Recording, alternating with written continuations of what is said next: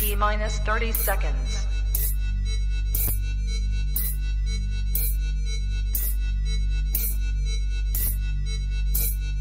T minus 20 seconds.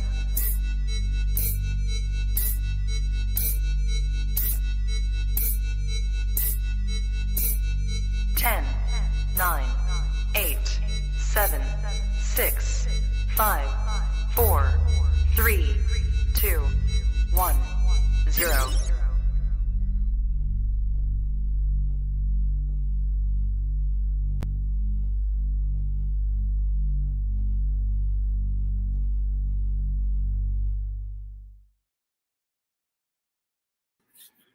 You are now tapped into the coolest reptile podcast in the world. Welcome to the Talk Reptile Podcast presents Welcome to Chondrotown. If this is your first time tapping into your boy a favor, hit the like button, hit the subscribe button, smash the notification bell, drop a comment. Let me know what you like best about every single one of these episodes. More importantly, let me know what you don't like either. I'm very curious. But guys, if you're into chondros, if you're into snakes, if you're into reptiles, keeping, breeding, or admiring, this is the podcast to be at. Before we get into anything deeper, this episode is brought to you by Jason and Holly over at Kittinger Reptiles. Go to Instagram right now. Go make sure you go follow them. And if you're at the NARBC Arlington show, go to their booth. Go say what up to them, please. But guys, I hope you guys are ready because there's lots to learn tonight. Why do Neos keep dying? That's my question. Okay, whoever out there saying, well, Neos don't die. Well, fuck, for me, they do. So hope you guys are ready. It's going to get hot. It's going to get heavy. But I'm sitting with some goddamn legendary residential players from Chondrotown, one of them being the mayor. And it's going down right now. Early birds, be ready. And again, shout out to the sponsor. Let's go. Chee! You ready for do more in the future? Trap Talk podcasts? Yes. Man. Only Trap Talk. Exclusive. Yes. Exclusive. Oh. So stop calling us. Rub the spot, get the club to pop. When I come up with the crop, gotta love it or not. I'm hot from the hop to the rub the spot, get the club to pop. When I come up with the rub the spot, get the club to pop. When I come up with the rub the spot, get the club to pop. When I come up with the rub the spot, get the club to pop. When I come up with everybody, we do it. Everybody, we do it.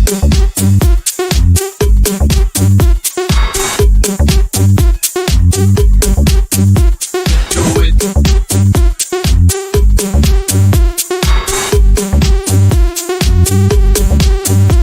Do it.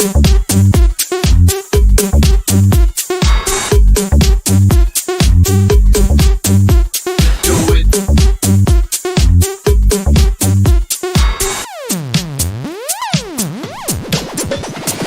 Rub the spot, get the club to pop. When I come up with the rub the spot, get the club to pop. When I come up with the rub the spot, get the club to pop. When I come up with the rub the spot, get the club to pop. When I come up.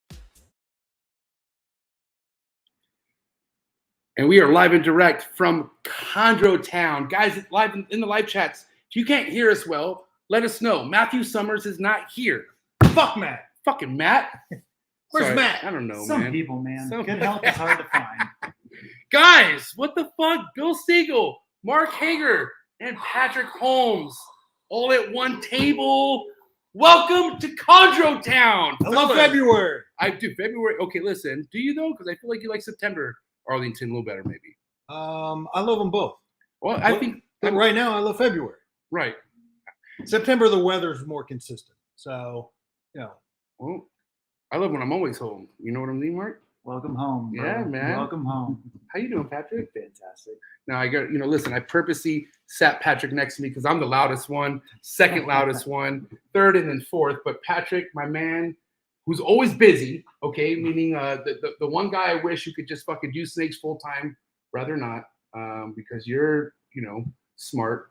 How you doing, Patrick? Let your people know how you're doing. What's going on with you, man? I'm doing fantastic. I was talking to Dan Malary the other day because he's somebody that I love what he's doing, right? And I look up to him in the way that he has set himself up And while he is doing this stuff full time, he's retired from working a regular career full time.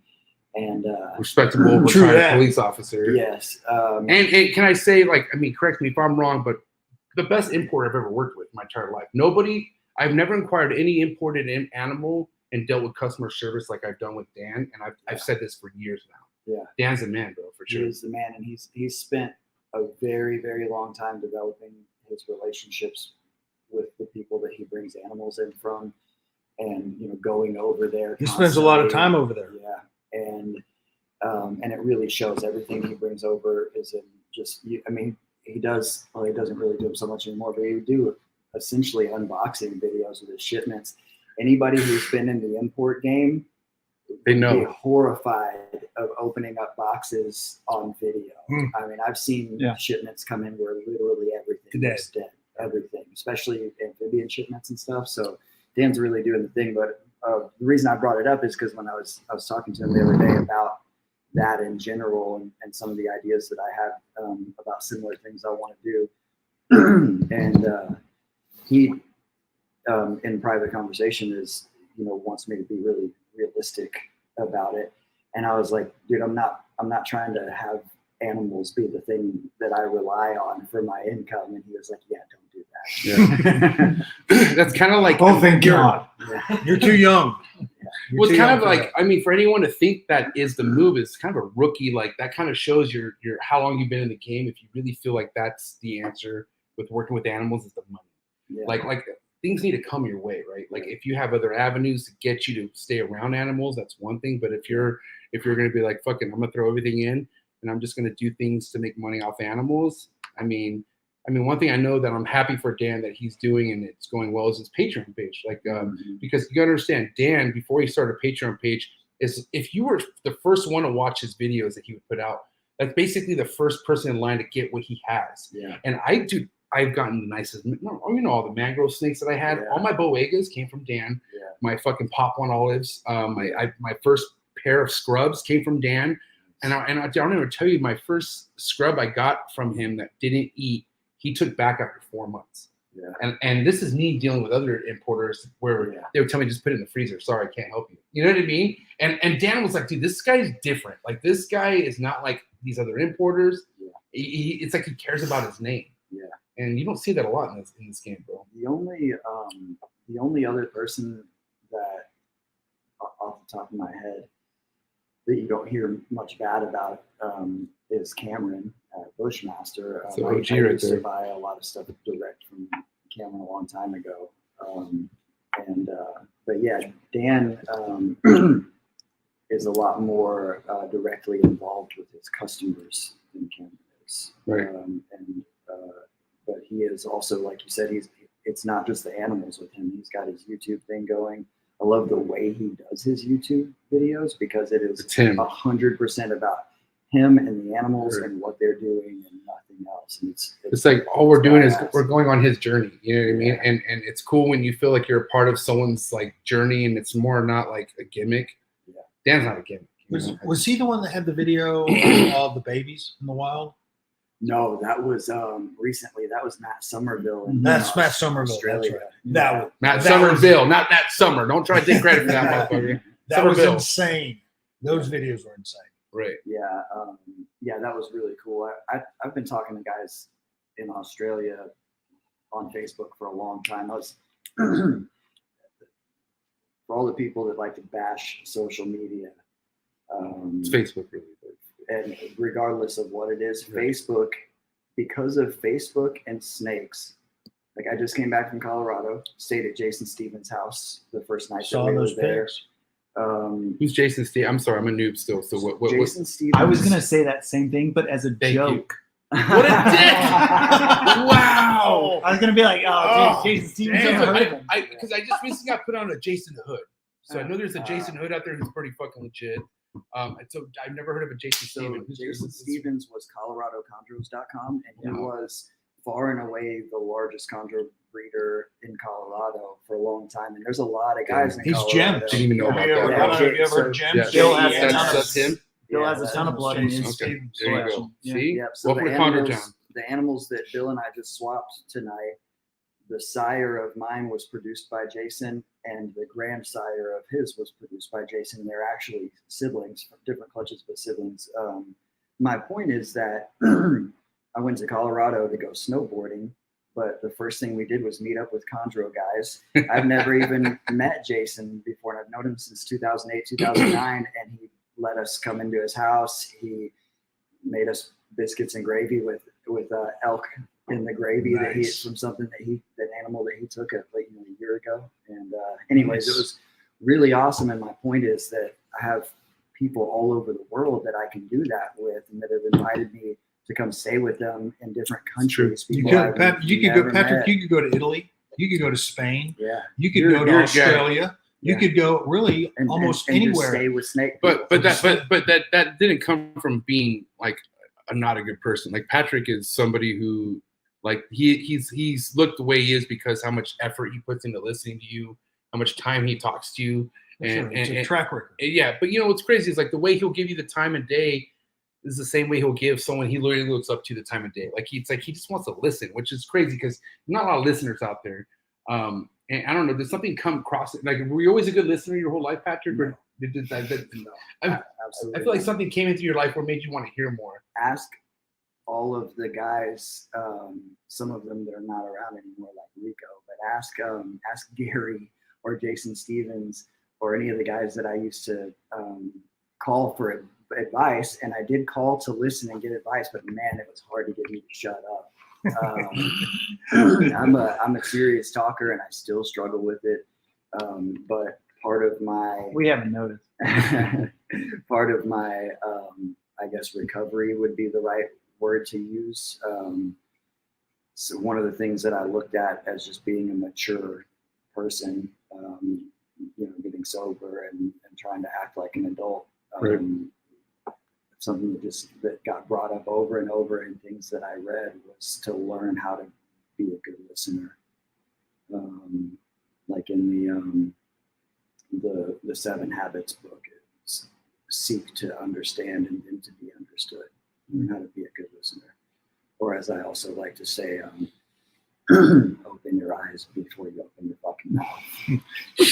Whoa, relax, man. Yeah, that's a I feel different way to say it. I feel like he's stuttering these words on me. Slow to anger, slow to speak, quick to listen. No, okay, if it's one thing we're kind of talking about here, like, man, people with solid names or people with, something to have credibility on, I feel like you guys all stand on that. Here's one thing I want to give Mark Hager a lot of props on. Like, he's somebody who really passionately puts Texas chondro breeders on.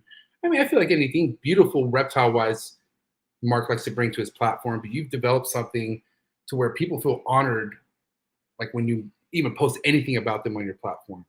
I think one of my biggest goals is to be one of the non-Texans to first be on your platform. I'm not there, trust me. I mean, ball pythons aren't that big of a deal to you.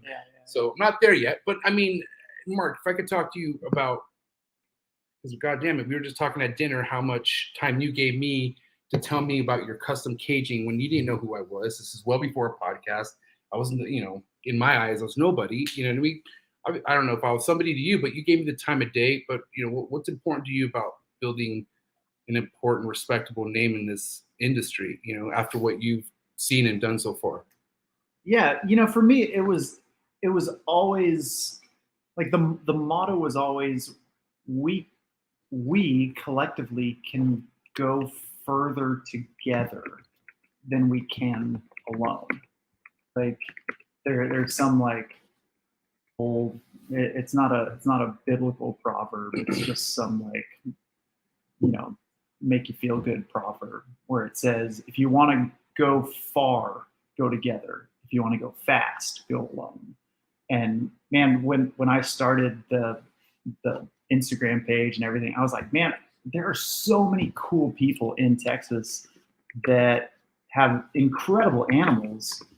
And man, these are people that I care about, that, that I want to get close to, that I admire the way that they keep. I look up to their animals and just the way that they do stuff. I was like, dude, if I just showed off my collection, especially at the time when I had a much smaller collection, it's like, dude, you'd see the same snakes every 3 days. Like, I just don't have enough to like really make it interesting. But man, if we can if we can all come together on this, then we can really like show off how incredible these animals are. And so that was always my goal. And, you know, thankfully, I've been very fortunate. I've been relatively smart, I've paid attention to trends, and been able to grow the platform so that we can highlight more of the breeders, more of the keepers, more of the snakes, more of the people in the greatest state in the whole gosh darn world. You got me on Instagram. Hey, That's funny. I mean, that's a big win for Mark. Don't try to get me on TikTok because No, I'm hey. not going there. Sam. I mean, Bill Stiegel, I mean, I got to say, man, if it's one thing that I love mentioning your name in this beautiful state of Texas, when somebody's met you and somebody's even bought a snake from you, I don't know, playing unfair games is definitely not a part of your recipe here. I feel like you like to really make sure whoever's buying a snake from you has a good experience, from what I can tell, Bill. And I'm just your friend. I haven't bought a snake from you yet, but no, for sure. I mean, that's, you know, I have a huge range of what I do here in this room, like the $200 ball python, you know, that I sold today to somebody that bought their second snake, you know, bought their first snake from me a few months ago, bought their second snake today.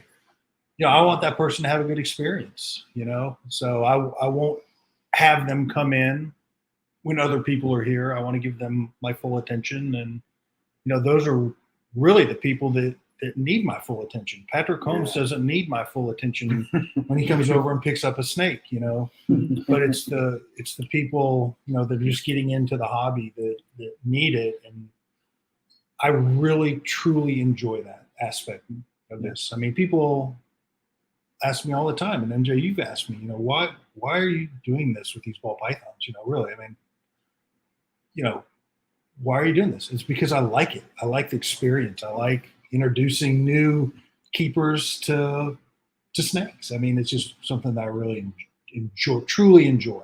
And okay, Bill, don't lie. You like fucking VIP treatment at NFL football games. You like concerts. You like fucking. I mean, here's the thing. Yeah, but those people aren't buying entry-level ball pythons. Well, a couple. Well, of them. hey, Leonard Williams. No, he bought a green. Yeah, For CJ though, that was their That's first right. snake, right? Yeah. It's the That's first snake. super cool. Yeah. Well, man, I'll say I've always really admired from day one. I've known Bill for, you know, more than a decade now, and from day one, it has always been the Stiegel way to have an open door policy. Like anyone, you know, granted, there might be Within exceptions. reason. I don't know. But if someone says, hey, can I come see your place? Can I come check out what you have? My experience has been Bill has always said, yes, come check it out. I'll walk you through stuff. I'll take the time. I'll give you that individual attention to show you whether it's ball pythons, chondros, blood, like whatever. Sure. Bill is always willing to have people come over. And that's just not the case with so many people. You know, we have many of us, myself included, have collections in our house, and it's like, dude, I don't know that That's fair. I don't know that I mean, I want people coming into my house that's a or fair- into certain rooms For or sure. But whatever. But I mean, I think that was maybe an era when Bill did. I don't think Bill wants to do that. well, but even like Bill in his last house before Of course, God this, bless. like, man, Bill was still opening doors and Here's the and thing, letting guys. people come Bill's in trying to go to and the see- Bahamas. Apparently, Bill wants to go he wants to go do He's things. got timeshares in Mexico. I mean, I don't know, Bill. I mean, I didn't want to talk about this quite yet, but I remember one thing that you told me when I first came over to this place is that you were like, you told me within 10 years, more than likely, like, this won't be as big as it is. And I was like, what? Like, this is my first time meeting you, and I'm thinking like, we're gonna do this together forever. You know what I mean? Like that's how I see this, looking at you. But you gave me a sense of reality to where I'm like, what? But then it was also like, here we are about 3 years from that, and I get it. I mean, I'm not gonna lie to you, buddy. Like, I understand how much is, like, you're cuffed here. Like, you can't do much without actually giving your mind a break and doing what you want to do, because how are you gonna put so much on other people? You know what I mean? You know, it's the reason that Greg Maxwell sold his animals. Yeah. You know, he felt like, he was anchored to his place. And don't get me wrong. I mean, I love the anchor. I love being here. There's no place I would rather spend every day of my life but in this room. But eventually, after decades, you feel like it's time to start moving on, and I just feel like I'm on the other side of the curve. You asked me when we were at Justin Kabolka's place, why aren't you doing triple recessive hets? And because I'm not going to be here in 10 years. That's why. I mean, you didn't say it like that. That's kind of dark. No, I mean, you said it. We were like, not like you told me because you're comfortable or something. Bill's old. No, he's not. Motherfucker, I seen him shut down strip clubs. I'm on the close side to 60. Okay, when I'm in my 70s. Can I tell you something though? He's Gary Shavino. So check this out. Like I'm not not older than Gary. I could be Gary's big brother. I mean, I think the way that Carpondro's looking at you right now, it could be over any minute. Hey, that thing still looks younger than Gary though. I think his name is Gary. Hey, by the way, Gary, GS Reptiles, go give him a follow and subscribe to the YouTube channel. They all asked, should we keep this fucking Chondro in the back shot? And I said yes, 110%. Hell yes. Because Gary, you need a reminder. You have no control of what people want to breed, Gary. It's an amazing animal. It is. That's a beautiful animal, man. And I feel like there's a lot more other hybrids out there to be upset at versus a Chondro. I feel like they make a lot more sense versus a ball python. You mean the ball? No, there was a Tree ball? Ball tree? The tree ball? Sweet gum tree? Or a ball python to anything other than a fucking ball python. That's kind of ridiculous. I'm not going to lie. That doesn't make sense. But I mean, I don't know. I mean, either way, I just feel like, do you, I guess. Fuck. Okay, speaking of doing me, I'm not going to lie, guys. I'm not saying this because I'm, not, Bill Stiegel or Socrates or Dave D or these designer fucking breeders. I feel like people shouldn't be so excited to jump to designer first and foremost when their experience is very, very green and brand new. I feel like if you could get your hands on localities, understand how the power of localities work, that could kind of set you up for the designer world. First pair. Correct me if I'm wrong. First pair I ever bred, a Roo. My very first pair. And I know you're going to jump on this on as far as agreeing with me because Patrick, I could see that he could have gone a snobby route a long time ago. I feel like Patrick purposely avoids snobby routes, but does snobby things without people knowing. But he'll avoid nope, I'm pure. Okay, who's not looking? I'll take this designer. I'm a pure. But that. But honestly, when any clutch I had a chance at was a pure, and I've only gotten crazy influence from people who told me how there just needs to be more pure projects worked. It's more of a do something. It's good on you for doing something that's not done more. You know what I mean? And I don't know. I mean, for you to understand localities before understanding what designers are, do you feel like that's an important thing in the Chondro community, or is it just fucking do your thing? It's a color, go for it. I mean, so there's a couple of things that I can say about that. First, I'll say that I've had every American designer line that there is and crosses of multiple designer lines. The only significant designer lines that I have not had are King and Mosaic and some of the European stuff. I love designer chondros. Part of me wants to say, just get what you like, regardless of what it is. But there's a lot to be said for starting with locality animals for multiple reasons. First is money.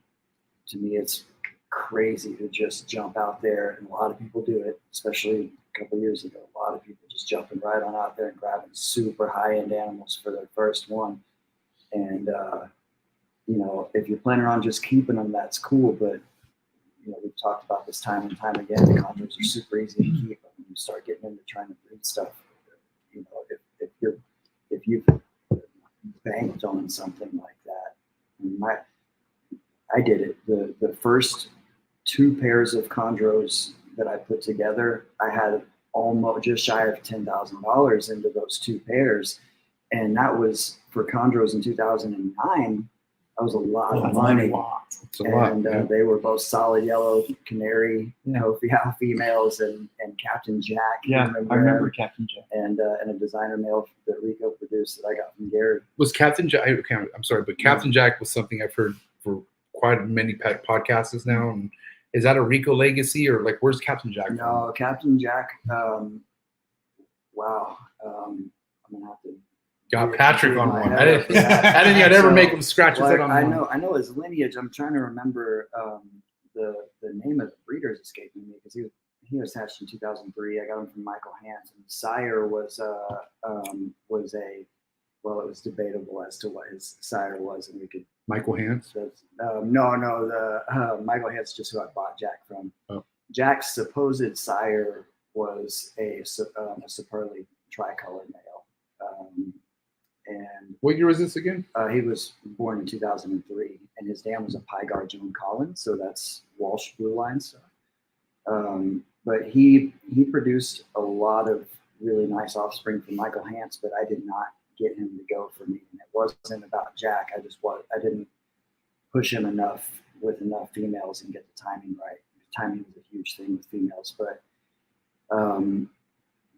back to the locality designer thing, I was doing designer times locality outcrosses, even though I had a whole bunch of money into it. I did have locality animals, and as a side note, today I would never pair a female Kofi out with anything other than a Kofi out, but they were easier to get back in. I mean, how many Kofi outs from your knowledge are even out there right now? Not a lot. I have one, and it's probably like not. I've had maybe 8 of them over the years. Or something And like for that. anyone out there, is like, what's the value of a Kofi out? So what's the Kofi Out is an island off of Raja Ampat, which is off of the Volga Peninsula, so West Papua. It's west of West Papua. And so they're the same subspecies as Sorong and Maniquari and whatnot, but the animals from that island, it's often said that they stay yellow, but that's not really what they do. They change from yellow into a different yellow when they go through their ontogenic or ontogenic And to be fair, And most of them turn green. Yeah, some will stay yellow their entire life. They do, but Some they don't just stay neonate color. They go through their color change, but change from yellow into a different kind of yellow, and their dorsals change from the typical baby look into like a lavender or white coloration. And they can stay that way for years, but most of them change by the time they're 3 or 4 years old. And they can literally do it overnight. Yeah. They can do it in a shed. They can do it gradually over several months. They can flip-flop back and forth. There's something really strange going on that island. Unfortunately, the island is small and it's difficult to get to, and it's been over-collected. So there's just not a lot of them still on that island or coming in. There was definitely a frustrating point where there was Kofi Outs, quote unquote, available, right? Mm-hmm. And there were people purchasing these. And my last fumble with Patrick was going to Patrick. I always go to Patrick. Okay, I don't always say I like what he has to say, but I always go to Patrick because Patrick's going to tell me. And I had a chondro, a neo, going almost on 2 years old, and she, who I still think is a she, was like, it was yellow. And I'm like, Patrick, I've had so many neos by the time this age, and it turns colors. I feel like this thing's not going to turn. And he's like, well, have you fed it this size? And went down the rails. And so I'm like, you know what, Patrick, I will bump it up a little bit. I'll bump the size. And then sure enough, a month later, this thing turns green. Like I'm talking like not a speckle. Like I'm talking about it started with a tint on the face, and then in the next morning it was all green. And I was like, what the You posted that animal today, didn't you? Yeah, I did. Yeah, It's still beautiful. it's still beautiful. No, like, but it's very. It's, You overfed it. why do people keep saying that? So is this? It would have turned if green. you underfeed You them, think? they stay yellow. If you overfeed them, they turn blue. Yeah. Well, if you throw them against a wall, they turn blue too. That I see. The story with Just kidding. Mr. Blue, right? Yeah. Whoa. Yeah, I actually heard that story from Jason Stevens when we were at dinner. Funny, True Tim stories? Are we kidding? Tim What's didn't going on? tell that story. Yeah, no. Tim Morris? I think it might be more of a It was wives' John- it was tale John or Holland. yeah. I can say that I won't say I'm surprised that I haven't done it, but What, throwing a chondro across I there? have been tempted to bash a fucking 6-quart tub against the wall on many occasions, dude. Yeah, for sure. Just kidding, guys.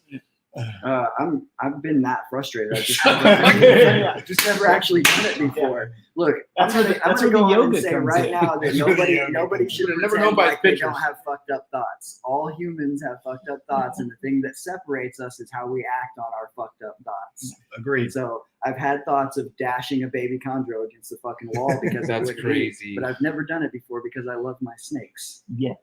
Yeah. No, now I'm just so now I just don't. I'm good at it. I don't get that frustrated. I've chucked a tick. I know they're gonna eat. I'll push back on the locality versus designer stuff a little bit. Okay. In what way? Because I feel like what you said is people who are new to green trees should cut their teeth on locality stuff before they dive into design. Right? Am I mean like what, like to know what routes do what? Like, you know, for instance, be actually good eaters, right? So we should know that. The caveat I would say is, man, locality stuff is awesome and it can be so solid, and it's a great way to get into chondros, especially if you know you see a locality that you're like, oh man, I love the blue and white on an Aru. Yes. I love the mottled yellow and green of a Biak. Like, man, that's awesome. I love the blue diamonds of a Manicore. Absolutely, go that route.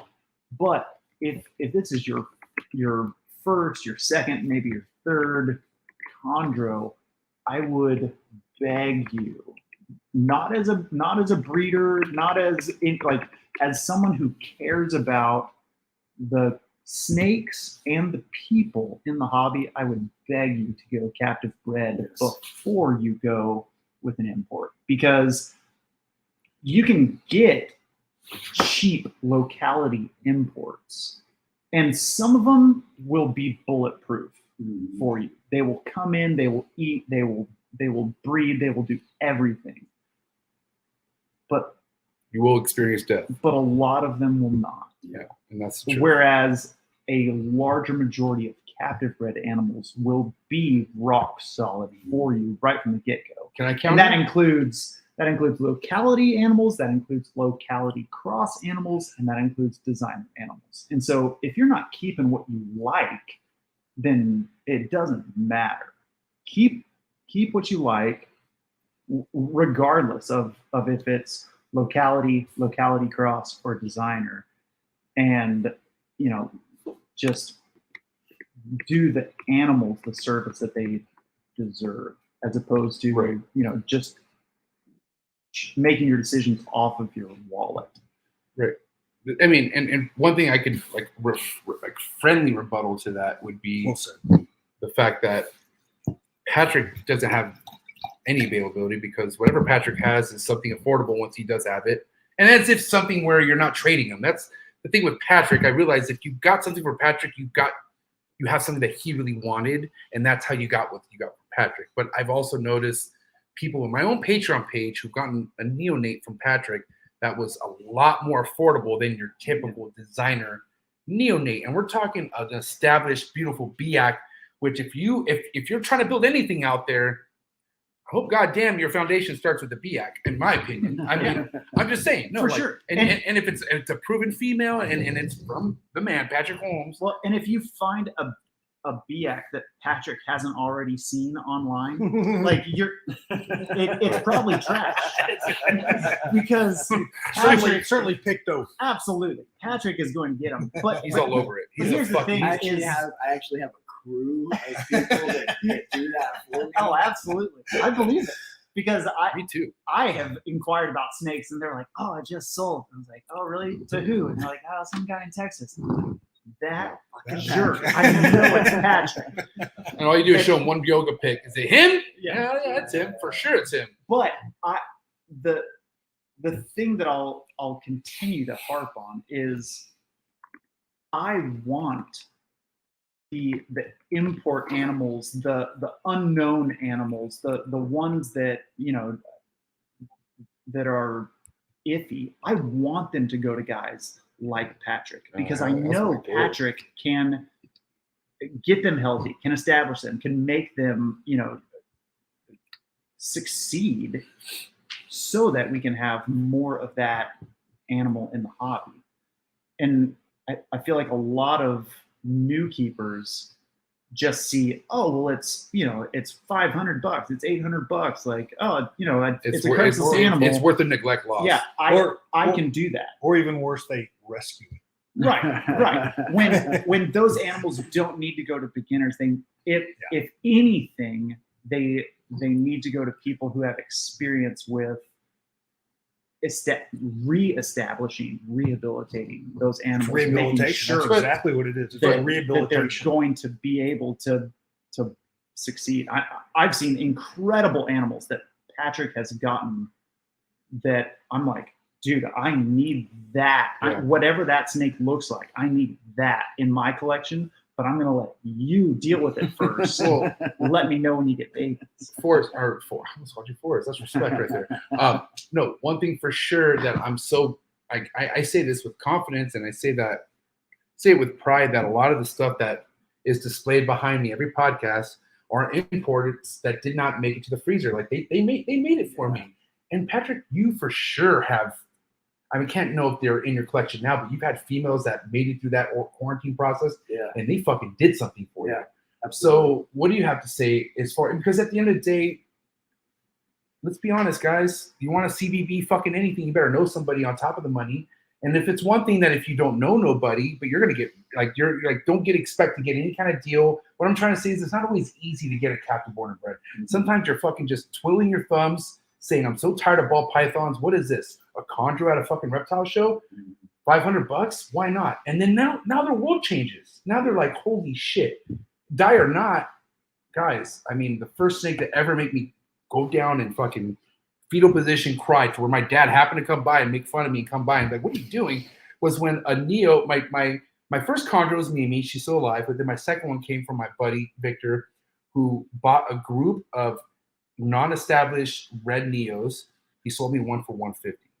And I remember that was all I had in my account. I gave him that $150. He's like, by the way, this snake's never eaten before. I'm like, but it was the coolest little red snake I've ever seen, right? Mm-hmm. And sure enough, I have to get my dad to fucking get this thing to eat. My dad, I'm trying to look at YouTube videos on how to assist feed it. It's not working out. I'm getting frustrated. I'm thinking I'm going to kill it. My dad comes, figures out how to assist feed it to the point where it eats on its own, thinking I'm good, and then it dies. And then it didn't even prolapse first? No, Bill. A little too soon, buddy. Fuck. I cried, Bill. This isn't a joke. I cried. Salt in the wound. I was 33 and I cried, okay? Grown-ass man.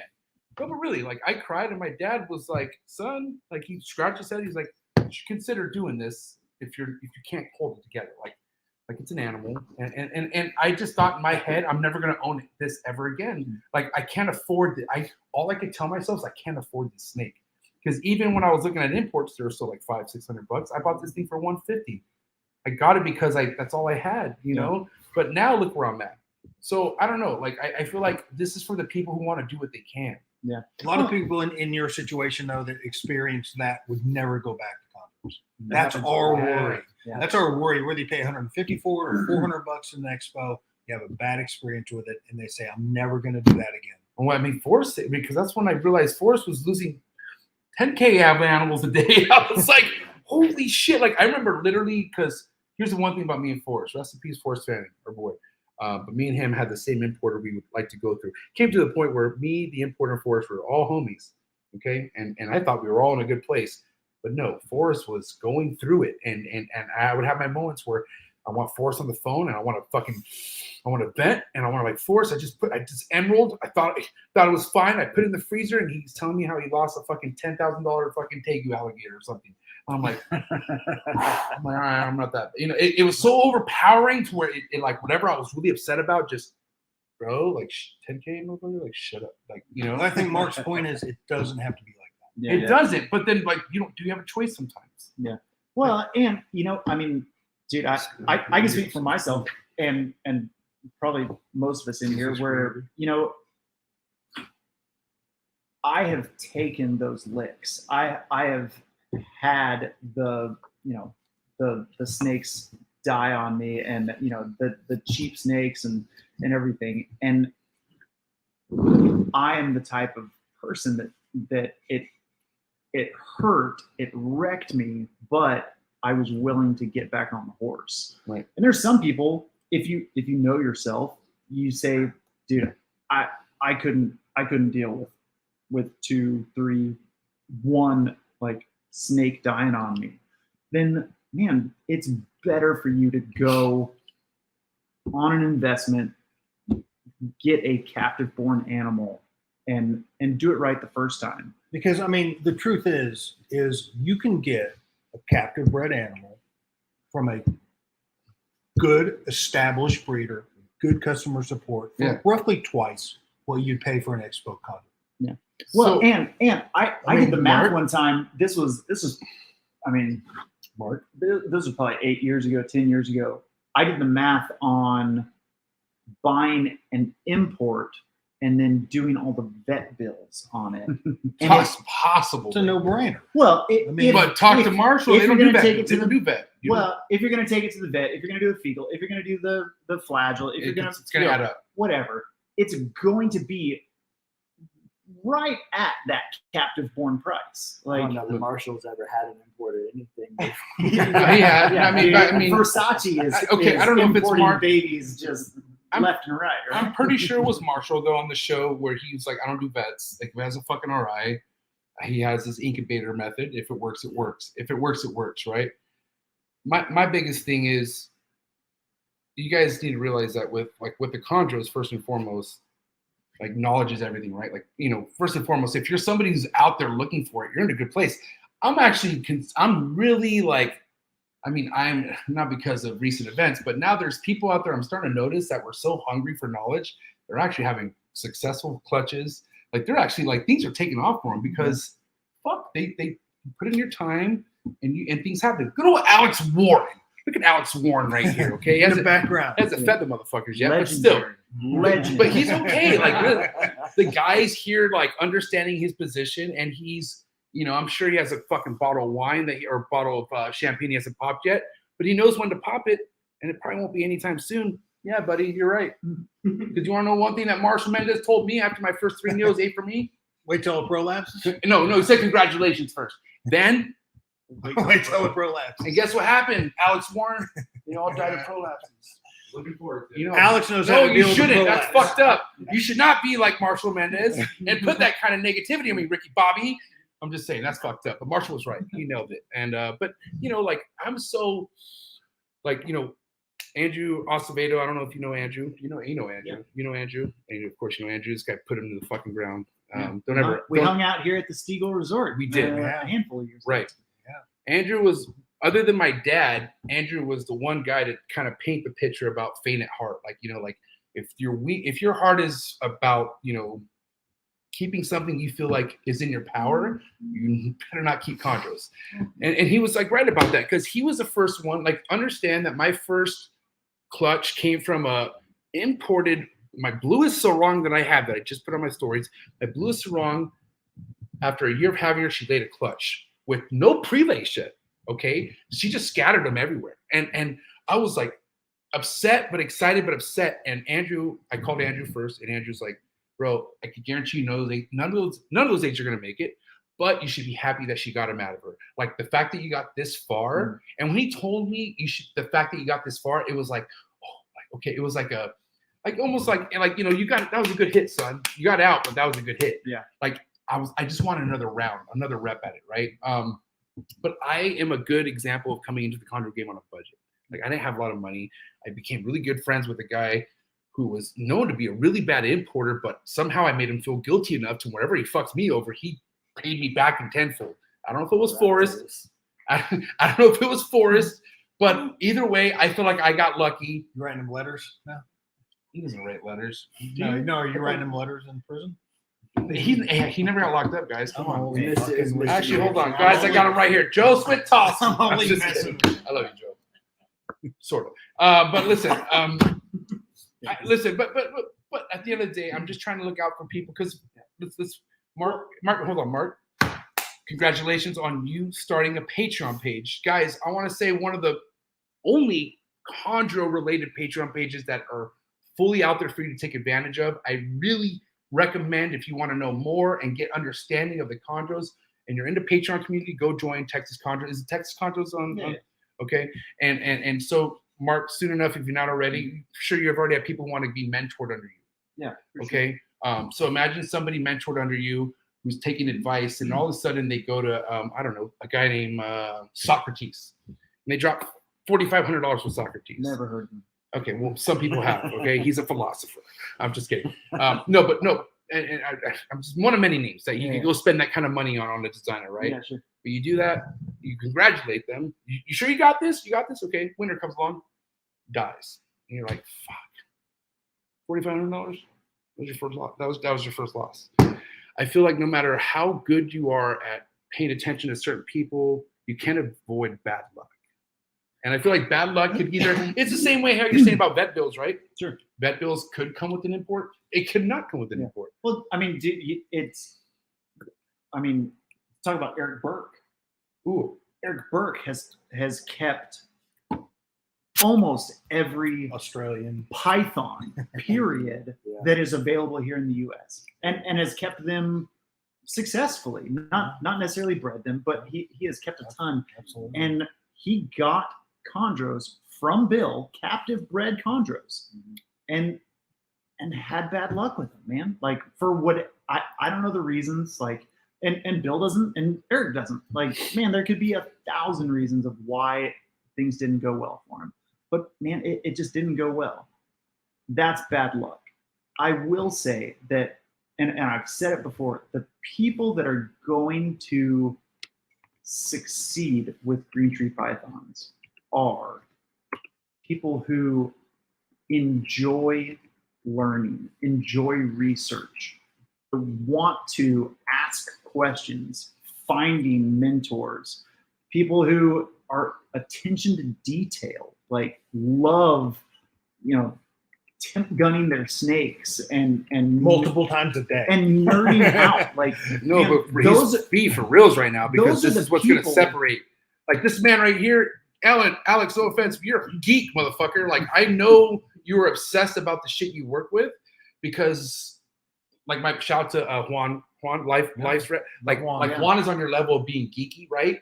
Life's rad, dude. Life's rad. Life's rad. And dude, he's your boy, bro. Like, yeah. Juan tells me how much you guys talk and go back and forth. So that kind of shit right there, like, that's like, you guys are both a youth in your generation going back and forth off your excitement. I mean, Patrick, I don't know. I don't want to say Patrick because he's a different breed, but Mark, for instance, you, right? Who was the one person you wrote off as far as, like, seeing someone doing something you wanted to put into play as far as your chondro game goes? Like, who painted the picture for you? I mean, in person, it was Bill. Like, Bill and I got into chondros around the same time. Real close. But man, I mean, back then we had the MVF. Like, dude, I was on MVF, the Morelia viridis forum, multiple times a day. I wasn't like chiming in and starting topics. You're just stalking. I was just researching and Lurking. learning. Dude, I was just. But it wasn't even lurking. I was just absorbing. Yeah. Like, I wasn't there to like sneak around. I was just trying to get as much information as I could. And you could figure out real quick who the good resources of information was, even as a noob, right? Yeah. And that's how I started. Yeah. You can figure out the players from the from the totally. people at the Warriors. Yeah. What I want to hear a good example of that, Bill. Like, what's one way for somebody to be like, that's not legit? Like, that's because, listen, there's influencers out there. Like, understand that I've seen chondro content on YouTube with 80,000, 90,000 views, and it's the most terrible. fucked up. Like, dude, no offense, but rhymes with hovering. Hakes. There's been videos there where it doesn't add up, and I want to talk to them at some point about that. But it's not valid. I think here's the difference on the MVF. If you saw a post from, let's say, Rico posted a lot there. Right. You never saw anybody not contradict. They would question the information, but you just knew when he posted something, you could pretty much hang your hat on it. Yeah, okay, it's confirmed.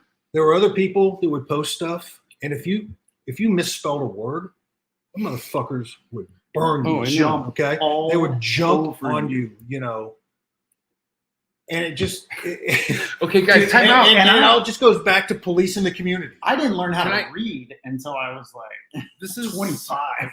On the MDF. Yeah, I'm pretty sure. I'm pretty sure admins at this table seen me being bullied really, really hard and never interfered.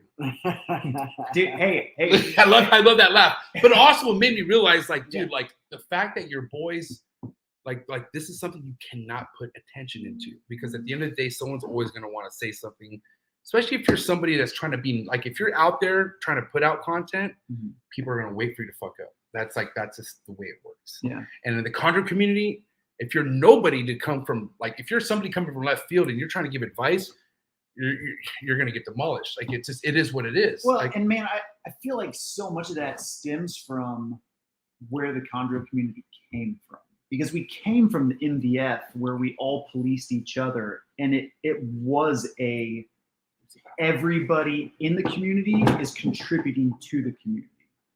And now we've pretty much, the MVF is still there, but everyone's on Facebook, and it's just it's a free for all. There's too much to police their own and everything. And so back then the douchebags stood out.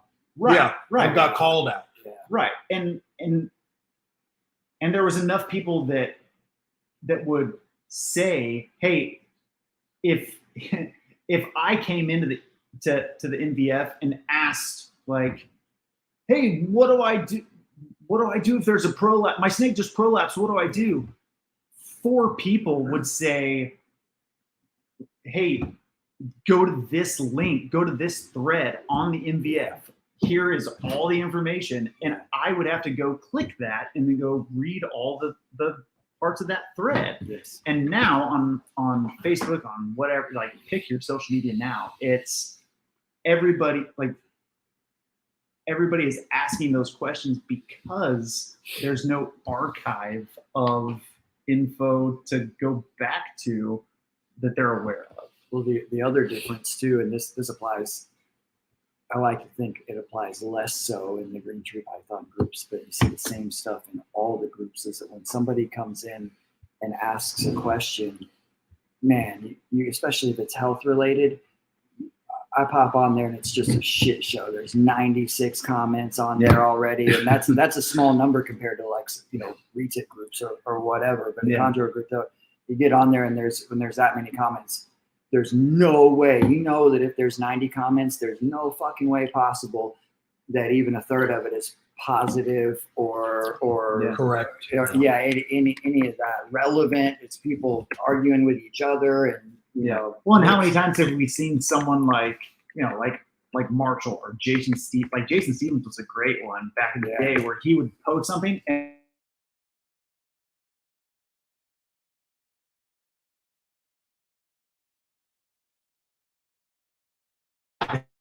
like, oh my God, like, what are you doing? And with the MVF, that would have never happened.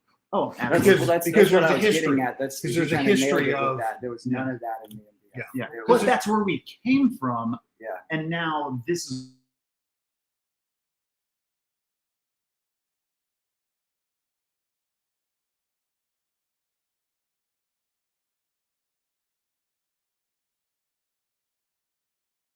Groups that have however many 10,000, 25,000 members or whatever, and so out of those 99 comments, like 63 of them are just total bullshit and have nothing to do with anything. And they carry the same weight as the person right underneath them that has 20 years experience, with green tree. Well, and there's no room, there's no room for the person who wants to come and lurk or observe and learn on, a Facebook group. There's room. It's just difficult. Well, but the posts are obsolete a day after. Yeah. Like, you just, they're gone. you're not going to find them. You're not going to be able to go back and research and whatever. So it is tough. But are we going to talk about why babies die or No, what? not yet. Oh, okay. Because why have babies when you make memories? Oh, I'm just kidding. hey, No, listen. cheers to that. I just want to say cheers to all the Texas reptile keepers out there, because at the end of the day, biggest state of reptile keepers we have in this country, I would say, not only because of the size, you think, or I don't know. It's something about. It's number 2 after Florida. Well, I'm just saying, as far as examples go. Well, yeah, of like good people. I'm on board with you now. I'm on board with you now. Yeah. Totally. You know, because listen, some of my favorite Florida keepers. I mean, keepers are from Florida, right? There's just not a lot of them. Okay, but what I'm saying is, There's a lot of them, and a lot of them are your favorite. Yeah. well, I mean, okay, for instance, other than what's at this table, we have Ari Flagwell. Shout out to Ari. I love what he has going on over at the fucking my God, Reptiland. I'm so sorry how I brain farted that. Shout out to him and Ryu and Quetzal with what they have going on. But then you talk about the good examples going on in the venomous community, like Kyle Vargas. There's Alexander England. And these are guys I got put on to where they were happy to have this guy's input. And I was like, that's my boy. And it's so all I got to see, there's a lot of community, like connection going on within this state, which I think is very, very powerful, right? But you guys also have like a lot going on. And what I mean by that, there's a reptile show in almost every fucking county, every time you can think of. How are people able to kind of make an impact within their own county? Like if there's people out there in your guys' opinion where they don't have as much reach, like how do you build reach? What's the best way to build reach as far as finding who's in your area that fucks with what you have going on? Just move to Texas. I don't know. Yeah. But that's not a feasible thing. Seriously, there's no mountains here. today it's the social media. Though. When I was a kid, I like talked to people at the zoo, or we went to the Herp Society meetings, Or called people on the phone. Well, yeah, I know we had an actual What on earth? Or mailed somebody out of the back of a magazine. Yes. How about sending pictures for inquiries? Self-addressed stamped envelope. Yeah, self-addressed. Were you around for the getting pictures in the mail for Absolutely. Mark? Were you around for that? I was around for it. I never did. That was super fancy shit though. Like you Yeah. only You got paid like pictures. to get a picture of that. Yeah, you only got a picture if you were buying something real crazy or high end. Like pictures just weren't. But I heard there. even just inquiring, like just to like, what do you have available? You had to pay for pictures to, if you were that connected. Most of the time it was just price lists. Everybody just mailed out price lists. And you got what you got. Yeah, well, no, if they were consistent breeders or big importers or flippers or whatever, they would have availability lists that they sent out periodically, monthly or twice a year or whatever it was. And people advertised in the newspaper. I used to pick up the Dallas Morning News. Yeah. Every week I'd get the Sunday paper and look at the classified ads Absolutely. and try to buy and sell and trade snakes. Dude, I still remember looking in the Dallas Morning News classified and seeing someone was selling a tiger. And I was like, yeah. I was like, Yeah, absolutely. like I can buy a tiger? Elephants, giraffes, I've seen all kinds of Absolutely. stuff in Dallas Morning News. Yeah. Classified. Gotta love Texas. Hey, amen. But yeah, I actually started out, my first connections were talking to zoo guys. It was pet stores. Yeah. And then a little bit later, it was Herp Society meetings and reptile shows. I've been going to reptile shows in the Dallas area since probably 94. So, I mean, I remember Bob Clark bringing the first U.S. hatched albino retic and putting it on a table, that type of stuff. But now we have the internet. He was asking about how to reach out and meet people. There are some legit keepers, especially venomous keepers, that don't do social media at all. Well, because that kind of comes with the territory. Like if you are legit, you don't do social media To an an extent, right? It just depends on. It's all about personal preference, and age is a factor. And about the help that you have. Like, certainly. you shouldn't be taking your own pictures while doing anything with venomous. I mean, I do it all the time, but I know. Yeah, But you shouldn't be. But you're not posting that. I have modern technology called a zoom lens, and a bunch of tricks for cutting angles to stay safe. Patrick, how many things are there that you do that if you had a mentor, you'd be like, don't do this. Like, and that's not with something you want to brag about, but because of you being the keeper you are, if you could start over, you would teach somebody, don't do what I do. Like certain little things, maybe. Am I right? Yeah, no, absolutely. So I'm going to answer that in two different ways. First of all, for things that I still currently do, this is not an exaggeration. If I was maybe not consciously every time I'm in the baby room where there's 100 animals in there or whatever. Maybe not consciously, but certainly if I was watching myself on video, every time I work the baby room, I do something that I would be like, I could have cleaned that up a little bit, or fuck, that was sketchy as fuck, or whatever, because I've got, I think I have over 100 vipers at the house right now. So on all of I've got like 17 different species of vipers, I think, something like that. And when I'm working that stuff, especially in the baby room, because it's all RHACS and I'm just kind of running through, there's always little things that I could do a little bit safer. And that if I was teaching somebody, there's habits that I have that I would absolutely try to keep that person from ever developing in the first place. And I'll be straight up, a lot of the things that I've done that were like sketchy or close calls were because I was taking fucking pictures. Like no joke. You let your guard down for just a second. Anything for the clout, bro. Yeah. But with Do it for the gram.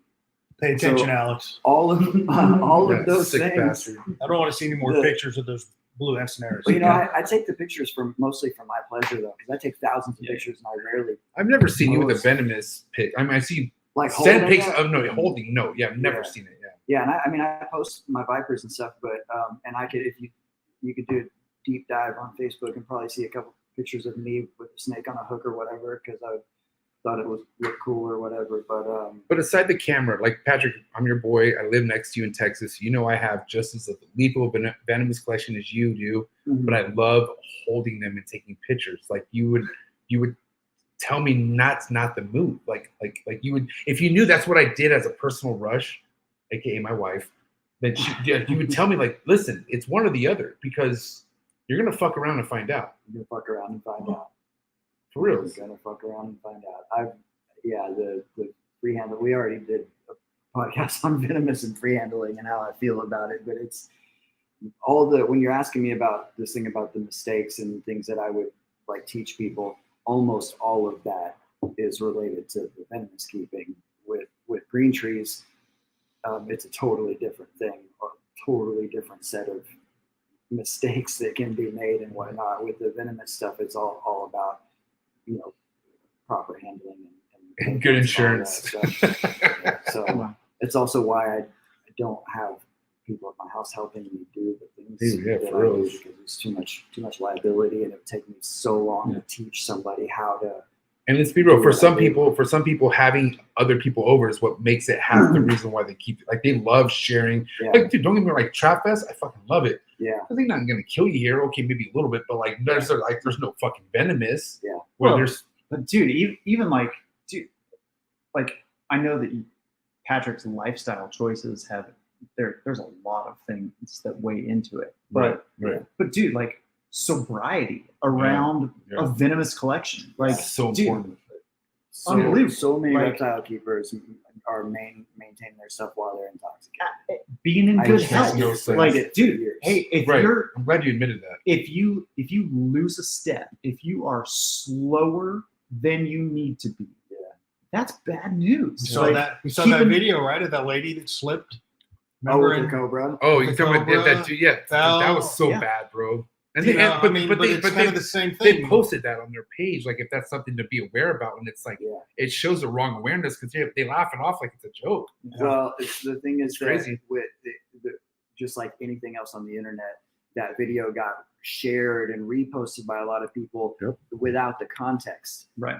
Those people in that snake room have an insane amount of handling experience. I mean, insane amount of. But look where it goes. experience. Like, it goes right out the window after one video like that, bro. It does, but you know what? They probably don't care that much. But you know what? She fell. But she fell, and that was a potential deadly mistake. But for somebody, for somebody as much as for somebody as big as you are in my eyes in the industry who cares, and that bothers you, that bothers me. You know what I'm saying? Because as much as it's like, okay, they're too big to care. Why do you have a big problem with Jay? Like, just because it doesn't fuck with his money, at some point when he's dead, we're going to be around and it's going to fuck with us. The difference, though, in my opinion, between the stuff that Jay does and a lot of these guys do all the sensationalist stuff, is that video of the person working the Cobra room, that was a legitimate mistake in a legitimate situation, and it was not. But it's nothing to be posted. It's Exactly. nothing to be posted. It's not. Well, That's like somebody getting injured at McDonald's, on a fryer. Like, you don't post that But shit. Them getting melted. that, to me, that part of it, I appreciate that opinion, and I would leave it up to them to decide whether or not they wanted to post it and why. And yeah, in this day and age, it can and did very easily get twisted into something that it wasn't. But the intent is the total difference. You have some people that intentionally are provoking animals and getting them to strike at them and do silly shit. Whereas this was just people working a venomous room where they're milking cobras, and she made a mistake and they chose to share it. And whether or not sharing it was a mistake, I don't really care. You know what, Patrick? I don't mean to interrupt. I'll go back to what something that I heard Terry Phillips say. Mm-hmm. There are no mistakes with venomous. Yeah. Yeah, I mean, there's no, you can't take it back. You think something like that would have happened to Terry Phillips? No. What? And I don't. I mean, not on camera. Flip flops on, and he probably wouldn't have shared it. Well, And I mean, it wouldn't be a Terry- female. I mean, no offense to female keepers. I'm just saying. But Terry Phillips has handled probably more venomous species and individuals than most Human people out beings. there. Is there a more Yeah. iconic video out there of him of somebody feeding fucking cobras? Terry But- work in the but Cobra he is room in that also- video is beautiful. Oh It's my art. God, it's And art. he is So a calm. master, Yeah. but he is also been bit. Yeah, And multiple times. And you know, you can chalk that up to the statistics of, dude, Probability. you handle enough, Yeah. and gonna something happen. is going to go wrong. Absolutely. Because humans are infallible. I didn't Like, know. we are. I didn't know he here's was the, so And I think it was by a wild thing. I think it was herpes. Oh, really? and, yeah. and Yeah. correct me if I'm wrong, Patrick. Not everybody, but most people, even the ones who decide to stay off social medias, they've been bit. Like getting bit comes with the territory, even with venomous. Yeah. And it's like you're fucking gambling. Like you're, Yeah, and the thing is, like, bro, like I've gambled with enough non-venomous shit to be like, I'm good. Like an adult tick, I've seen it done in my dad's hand. I'm okay. I'm straight. Like, the last thing I need is a fucking venomous bite to put me in the hospital for days, And so, but the thing is, I just know that there are certain people out there with the connection with these animals, like yourself, that like I don't want to say they don't know no better, but at the end of the day, there has to be a level of like standard. But where that level stands, I don't know, because there's so much influence out there. Like, okay, I know we're kind of going off the topic here of chondros. I'm so sorry. But We haven't even started talking about. relax. I got enough to talk about with death and baby chondros. But Dingo, good old Dingo from South Africa. I really admire this guy, dude. Like, this guy's not from America. The way he handles shit, very like, whoa, wow. But he does it under his standards, under his way of doing it. But I don't think everyone's meant to be a dingo. Like, I mean, I just feel like I can't stand a wannabe Steve Irwin, right? I mean, and Even that dude is not completely innocent of doing things with his animals just This is simply what I wanted for to the hear. sensationalist aspect. tell me more. I want to know. Here's the thing. I can't give a whole lot of specific. Come on, no, Patrick, because, look, come on. You know why? Because I don't fucking watch that shit. I think it's fucking stupid. Oof. The stuff. But his name's Dingo. Look, I was a huge I like him. Steve Irwin fan, and some people like Terry Phillips specifically blame him for like the way that reality TV went or whatever, and that's actually partially true. There was actually 3 shows that shaped everything that reality TV came to be, and it was Cops, The Real World, and The Crocodile Hunter. Those 3 shows set the stage for everything that reality TV came to be. Got some Terry Phillips haters. But on no, your feet. yeah, I saw that. So, anyways, I don't watch that shit. I catch it little bits and pieces because people always tag me in those fucking videos, and some of them I just think are stupid and I ignore it. Like laying in a giant pile of horrifyingly morbidly obese retics and butchering eggs and jamming your fingers in there and pulling babies out. I'm going to throw this out there right now. I've said this plenty of times before. Y'all are watching these egg cutting videos. If you cut open an egg and the veins are still active, that snake is not fucking ready to hatch yet. Just gonna put that out. But how am I gonna see what MORPH it is? Yeah, exactly. Not ball python people. This does not include you. Yeah, it does include shit. Never It mind. includes every all snake. Can you eggs are edit the same. that, I take MJ? it back. Can you edit that? So No, I can't. I was wrong. Dude, I was second right. take? Can we do a second Can we do a take? second take? What's up? Patrick 1022, MJ1. So, anyways, the ones that really bother me are the venomous ones, and like I watched this fucking dude. Which one? I don't even remember which one he is. I lose track of him. With his king It's not cobra, he's got his king cobra out, and he's got his camera going. This is recent, and he's giving his king cobra medicine. He's by himself. This is a huge adult king cobra. He's doing this by himself, and he's got a tiny little syringe, and he's trying to on camera like hold this fucking king cobra and give it a little tiny syringe, and his hand's slipping and the syringe is way too small, and he's like brushing the cobra's Well, dude, we all mouth. know that cobras don't bite. They just blow. They're too smart. They just So blow. I think it was smart the guy. Chandler guy, if I remember, but I could be wrong. But he doesn't. Even if it wasn't him, I'm not sorry, because that dude does a bunch of stupid fucking shit with his. He's not a guy. I'm sorry. And so my point is that a snake that big, Cancel. you shouldn't be free handling a king cobra at all. But if you have to do a medical procedure, an animal that big requires, even if the snake was not venomous, it is insanely stressful to try to restrain an animal with one hand in front of your camera up in the air. You didn't have it on a table, and give it a tiny little syringe full of whatever medicine. Bless you. Thank you. So, and that's become stylish. Nerd does it. Oh, this animal has this It's a problem, and we're sensational gonna, thing. Let me grab it by its Yeah. face and watch it panic, and that's like, man, that's a tough thing, man, because I feel like there's I feel like I give people the pass on people who make a legit finance income off, like Barczyk. I love Barczyk, right? And I feel like. Let me interject something really quickly That's rude. before you go, Rude. because that's a great Whose example. podcast is this? When I say I'm these so things about these confused. guys, I'm talking about their videos and the things they do online.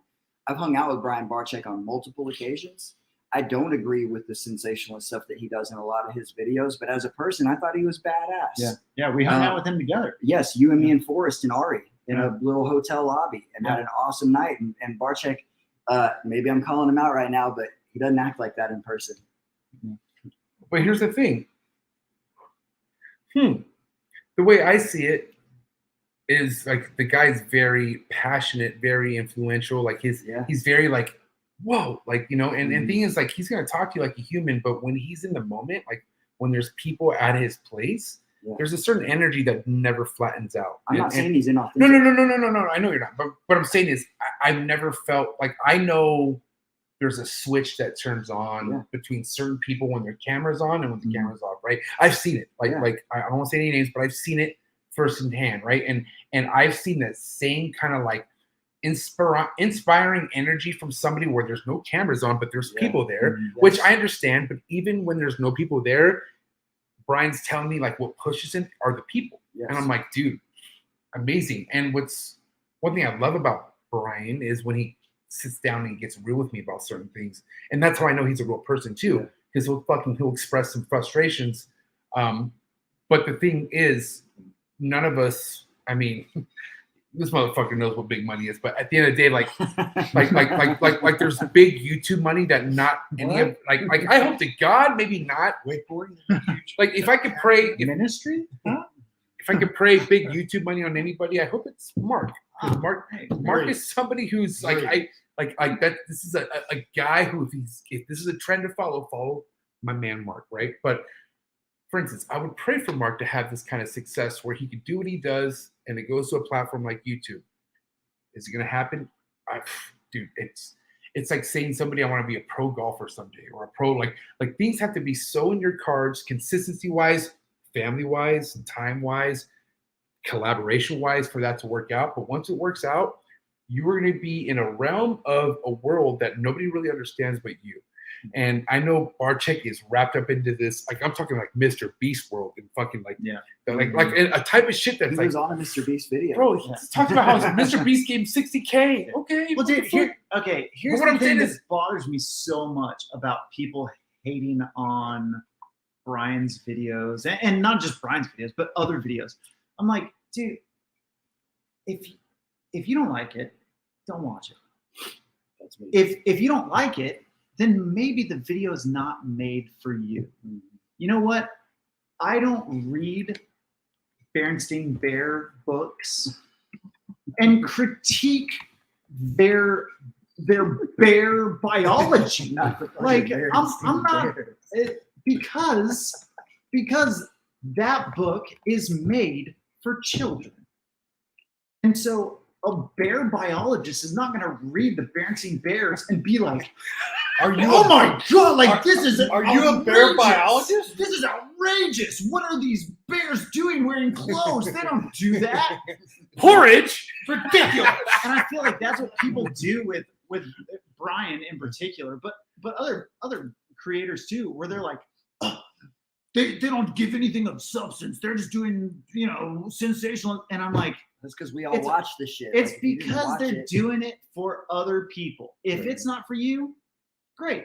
Well, Watch they- something else or create something. They also do it Like- for the people that specifically criticize them because the Let's- shit talking in the comments Yes. drives. Let's what they do. Yeah, before we get into Chondros, baby Chondros dying. I told you I wanted to fight. I know, you. but hold on. We're gonna fight. We're probably gonna fight because I'm about to get a man-child involved right now. Let's paint a picture right now, okay? Who knows Stephen Cush?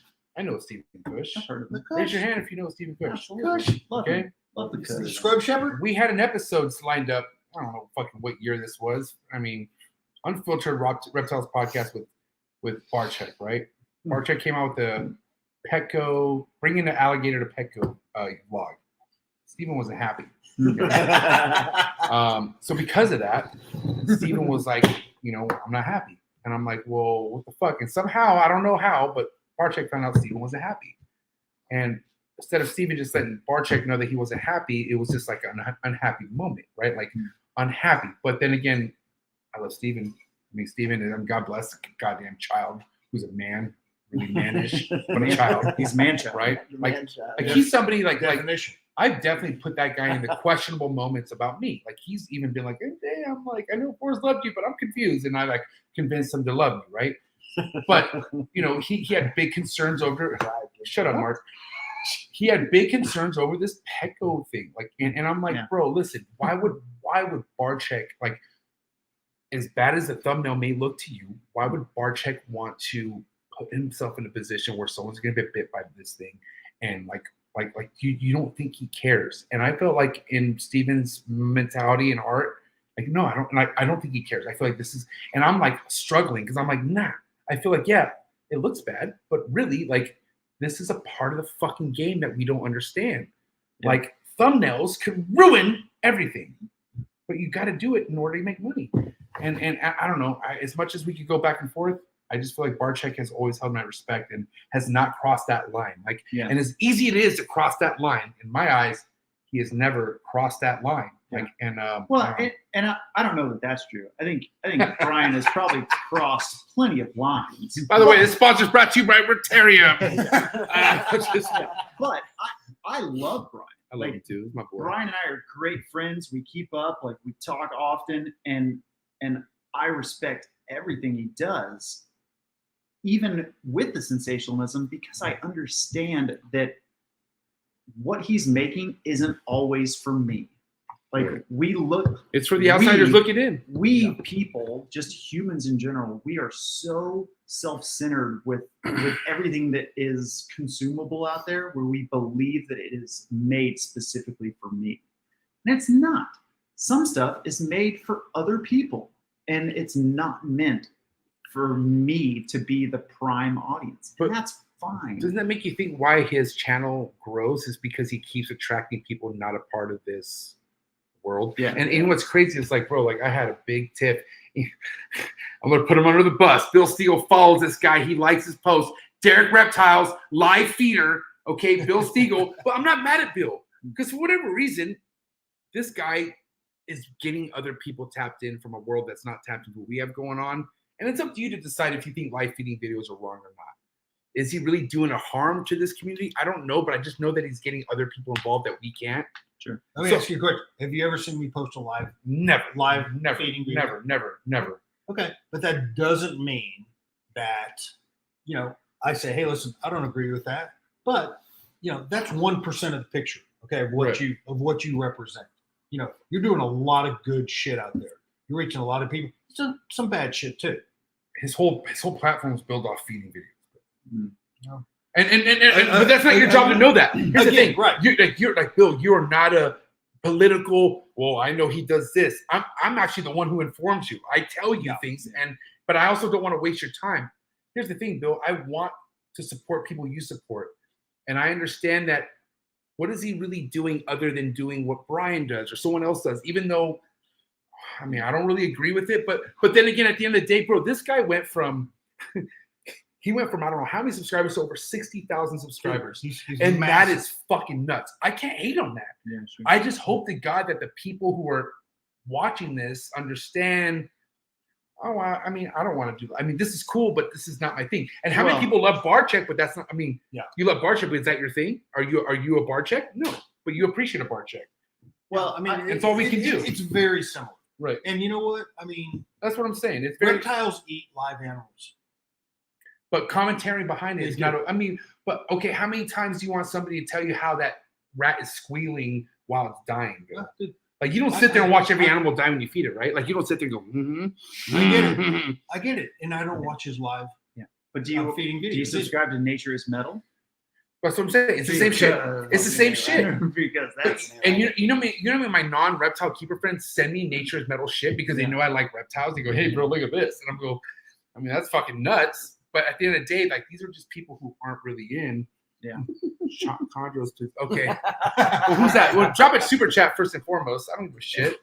Well, so to bring that whole thing like full circle. And for me, in the wake industry, like there's people who have done YouTube channels and they do these like super cheesy stuff, and they're great writers, but they get hated on so bad by the industry because they're being cheesy, they're whatever. But man, those people play such an important part in the industry because they're bringing new people in. Right. Where the core writers are keeping the people who are engaged and involved. And so, man, we need Brian Barczyk's. The reptile industry needs Brian Barczyk. 100%, no questions asked. People who say Brian can kick rocks and get out of here, they don't look at the full picture. We need Brian to bring more people in, to be interested in reptiles, to get hooked on all this stuff. They're the fastest growing pet industry there is. Man, reptiles right now. We need those people who are reaching outside of the industry with, sensationalism, whatever, to bring people in so that they can get their first ball python, get their first corn snake, realize that there's other better, cooler, awesomer snakes out there. Get a designer green tree. I'm just saying, okay, at the end of the day, I mean, Canova, can I say about something? Canova? Can you hear me, Canova? I hope this South Park episode. This isn't an Alex Warren kind of wish or anything. I'm saying, Canova, I pray to God whenever you go after your first chondro clutch, it works out. I really do. Okay. But let's be honest. There's a high possibility to where that's not the case. Right? I don't know. I don't know where I was going with that. I had a really good point. I would not Wait, hold on. This happens everyone knows this happens every episode. What were we just talking about before this right now? Sensationalism. Oh, yes. Thank you. I brought it back. So, for instance, you brought it back? Yeah, I know. Together, we did. It was brought back. Yeah, so check it out. Here we are. Energy-wise, as a whole, we're going to make sure Canova succeeds as best as we can. Meaning, before the pairing introduction, we're all like, okay, who do you need help from? Justin, we're all here, right? Like, get it? Right? We're all here. Wait, hold on. What were we talking about before that again? You've had better segues No, than hold on. this. One more time. We were talking about, hold on. Oh, Barczyk. Okay, my bad. It never happens this many times. But listen, Barczyk, for instance, just needs people like we're looking out for Canova. Because imagine if Barczyk had people looking after him, getting him to produce green tree pythons at the reptarium. That would be iconic. That's not his gig, though. It is his gig, though, dude. Here's the thing: he wants it. How do you know? Brian's produced green tree pythons in the past. Like Fuck the past. We're talking now, Mark. Decades ago, he's done it, and I mean, He's about the display. But we're talking about which is great. Yeah, It's part of awesome. part of Canova's Patreon. Go to his VIP party. Imagine going to his wall and he's like, I produce these chondros.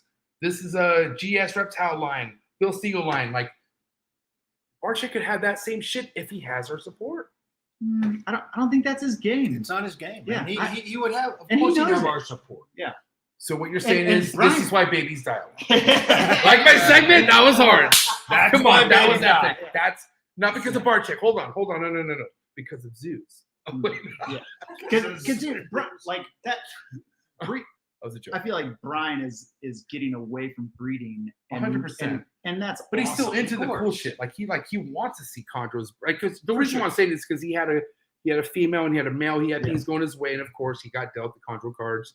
But you know, what if he had success behind it? Like that would be a great, like, you know, what I'm saying is like, It would be great, you know, because he would video everything. But how great was the reptarium, Bill? For somebody who was at the reptarium, phenomenal. Just imagine, okay, like I'm saying, like futuristic. That was quote unquote Justin's reptarium, and he had your shit from years ago. Like that's what I'm saying. I would love to see our work displayed in something like at the reptarium. That would be something to talk about. It would be because it would be great. Because obviously we're talking bolins, we're talking gators, we're talking so many different species in one room, all functioning together. Yeah, I don't know. That's easily done. Right. I mean, I do it here. You know, not the gators, you know, not the amphibians and shit, but a lot of different python species. Quote unquote, here. what's easily done is keeping baby neos alive. And I think that's a lie. No, here's the thing. Want to know something? And we'll start with Patrick since he's so goddamn quiet because he's over influence talk. I've had 3 different scenarios of neos that didn't make it when they should have made it. When I mean by should have, I mean they were eating. I'm talking over 4 meals deep, baby. So here we go. Patrick, my 3 neos, which you were hand-on-hand coaching me on, as well as Bill. Don't drag me into that. Don't you put that on me, Ricky Bob. There's talk of your female was overheated. There's calcium deficiency. There's so much influence behind the potential reason of your neo dying after either no meals fed, so many meals fed. Regardless, why do neos die? So the first thing that I have to ask you, so we can start this, because why do neos die can mean a whole lot of different things. So are we talking about, we have to find a starting point with this. So we're talking about they have already hatched and they are robust and healthy out of Correct. the egg. I'm talking about fully out of the egg. They perch. Kill, you are tongue flicking, inquisitive. You are sending me pictures. Boom. Yeah. They look great. Yeah, because there's lots of things that can fucking No, go I wrong feel you. before that too. So I wanted to figure out where we're starting at. So I have to start by saying, and maybe I'm tooting my own horn a little bit, but I don't think I've ever lost an animal that hatched healthy and started feeding. I don't think I've ever lost a single one. But lots of people do for a lot of different reasons. Well, I mean, eventually you have lost some. What's the timeline? Well, you have raised animals that have died as adults. No, because I had my little vacation, and so that was that 18 to 24 months? No, it was. Is I was Joseph gone for Tulsi on that 57 vacation? months. No, Joe got misdemeanors. I was on some big boy shit. So well, that doesn't count. But certainly, Mark is right. You have had to hatch babies that have eaten and then died. So yeah, I've had a couple and of. I'm just at all I'm asking for you to do is qualify. What an established baby for sure. And so once they're living, I have had a couple, literally just a couple that ate for me and died, but they were animals that were small and not robust when they hatched. Every one of them. Sure.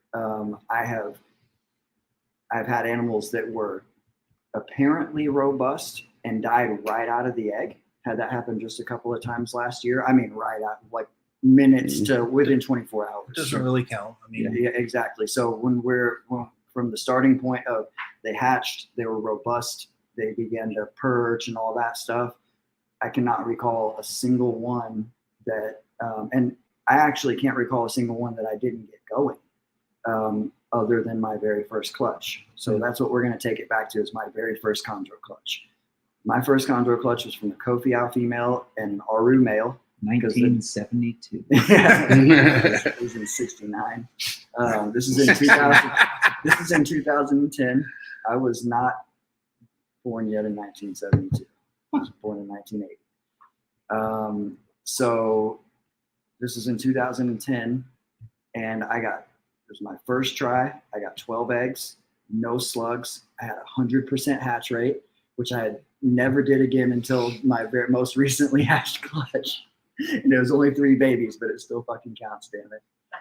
And still 100%. But and there was multiple paternity in the clutch, which is awesome. I had her with 2 males, a designer male and an Aru male, and 12 eggs, no slugs, 12 perfect babies hatched. did you get red and yellow babies? No, but the designer male was the yellow baby, so all the parents are yellow. But 2 of the babies had the exact same full stripe, really unique full stripe pattern of the first male that I had her with, and the other 10 babies looked like Aru. And I mean, it was drastic difference. And 10 looked just like their dad, and 2 looked just like the other one. Anyways, so I go to they all shed, and I go to do my feeding trials, right? And this is the thing that we're all like horrified about, is feeding trials. I slide out the first tub, and the baby's right there, and I hold a pinky in there, and the motherfucker instantaneously grabs it, wraps it up, and I was like, no, fuck, wait, that just happened.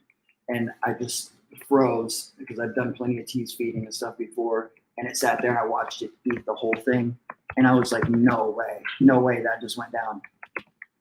None of the rest of them ate, and I lost every single one of the other ones. I gave that one to the guy, the first one to eat, I gave to the guy who let me use his incubator. And I lost all the rest of them. But I don't think it was entirely because I couldn't get them feeding. I think the moral to your story is, and the one thing that I will say is, the number one reason that baby green trees die is inexperience. Yeah, absolutely. Okay, and that's Inexperience. Inexperience. And that is, we can go into all the secondary reasons. Yeah. But I promise you that is the number one reason Yeah. that baby green trees die. It's inexperience. And, When you mean by inexperience, am I wrong? You mean lack of numbers. No, I mean lack of knowledge. Yeah, experience, lack of experience. Yeah. So if we break it down to the actual cause of death, more babies die because people don't get them established in feeding than any other reason, far and away. For sure. I would say the second most common cause of death is prolapse. And the thing that's interesting to me about that is that up until very recently, I had also never, ever had a baby chondro prolapse. This past year was the first time I ever saw a prolapse in a neonate chondro in person. Okay. So For real? Yes. That's nuts. This past year, Marshall called that shit for me. we had one of the 2 worst He's a summers douchebag. that we've had in my entire life. No, he's not. Right. So it was triple digits for 3 months of August weather, triple digits, June, July, August. I'm going to make an interesting note about this in the prolapse thing. I also last year had or maybe late 21, for the very first time, had a healthy adult prolapse. I had some tail hangers and old beat up females and stuff that had prolapsed a couple times. I had a healthy adult Biak female prolapse, but the humidity was very low in the room. She was going into shed, and I didn't know, and I was pushing her into a cycle, and I fed her a big old medium rat, and this is a average size adult Biak. So the going into shed zaps them for hydration. So stress on top of stress on top of stress. Well, and dehydration, which is the biggest key of stress. Yeah, dehydration. It was the biggest key for prolapse. That's what I'm getting at, is that prolapse, is mostly about hydration. But here's the interesting thing. That was the first healthy chondro that ever prolapsed for me. And I actually took her in to the vet. I rarely go to the vet for anything. I thought her tissue, I'd been gone for a day. It had been out for at least a day. I thought the tissue was going to have to be cut or something. I took her into the vet, and they were able to get it reinserted, put a couple stitches in her, and she was fine. And I still bred her a few months later. No shit. And yes, and she laid a great clutch. She's still perfect right now. She never prolapsed again, not even a little. It was all about being dehydrated and my bad timing with her shed cycle. She needed to soak after that big meal, and it would have prevented it. I guarantee that. But here's the interesting thing, maybe purely coincidence. Out of that clutch that she laid, which was my best clutch this past year, I hatched 12 out of 13 eggs. I had 3 babies from that clutch prolapse. Yeah. Is there a genetic component to the, I'm not saying prolapse is genetic, but is there possibly a genetic component to the propensity towards prolapse? Probably not. It's probably because we had a fucking brutal summer and the humidity was super low. Interesting thing though, is that whole rack, this rack holds 39 tubs, and it was full top to bottom with baby and juvenile chondros and a couple of baby Amazons and a couple of baby vipers, but almost all chondros. But the only 3 that prolapsed were all from that same clutch. Yeah. I have seen prolapses in clutch specific. Yeah. So like, okay, where one all baby being kept the same way. Yeah, one baby prolapses, well, then 2, and then 3 babies have prolapsed from this clutch. Mm-hmm. So I've seen clutch-specific prolapse in babies. Yes. Yeah. So here's I've seen the it thing. too, and it happened with a female that I bred back-to-back years. And so what I chalked it up to, and it was the second year, Nutrition. right, is the health of the female, whether that's hydration in the female, calcium, nutrition, whatever.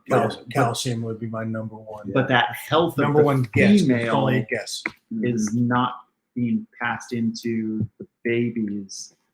Whatever that necessary thing is was not being passed into the babies that second year. She was depleted. That wasn't in there. Yeah, because the other years the babies have been great. So all 3 of those were easy to reinsert, and there was no recurrence in any of those animals. They're all perfect. Yeah, that's been my experience with prolapse. Most of them go on to do well. Yeah. If you get a secondary prolapse in a baby, so they're not going to do well. As a side note, it's something that needs to be taken very seriously and addressed immediately. And what I do is I put them in a deli cup with a wet paper towel, so if it does come back out, it doesn't stick to anything. And when I say that there was no recurrence, 2 of them were difficult to get it to stay in, like it came back out a couple of times. But with 2 of the 3 that were doing that, I just took a little bit of gauze and medical tape and just wrapped them up, and then I put them in a deli cup, so no perch, damp paper towel, stick it in the back of the tub, and I let them sit in there for a few days, and then I don't feed them for 3 weeks. Yeah, because they are not gonna. If that animal, people always worry about not feeding their baby. Trust me, your animal's fine for 3 weeks. If your animal dies from starvation in 3 weeks, it's been starving for 3 months. There's something already. else, right? So. Well, Patrick, you said that you thought, other than if you're not able to successfully feed, and we all know that feeding established green trees, it's like it's an art, kind of an art form, right? Yes. You learn how to do it, and you get better and better and better. Yes. Prolapse, but even in the best of hands, there are still some poor feeders. Like, okay, you got to feed them a pink head. They won't take a full pink. Yes. So you got to feed them pink heads, or you got to assist feed them. Yes. To me, those are also more likely to prolapse. Interesting. Because assist-fed babies, small babies, poor feeders. Okay. Because I don't think you can get them on the more solid sustenance fuzzies. The nutrition they need. The nutrition. So instead of being on a fuzzy at 4 months, they're at 8 months, and they're still eating pinks. That's interesting, and I can't comment too much on that because I haven't experienced that, because the ones that prolapsed for me were Beox, and No, they're big, robust. they hatch big, and even I had a clutch in 2020 that had 2 runts, and they were the 2 best feeders in the clutch. One of them was Brian's, Brian Phillips, the animal he has. Yeah. That thing was 5 grams when it hatched, and it smashed its first every meal time, before it even shed. I've seen that before too. And it had its second shed. It shed weeks after, had its first shed weeks after its siblings, and had its second shed before any of its siblings. But I'm not talking about those animals. No, and that's the thing. I've never assist fed a Biak. All of my Biaks.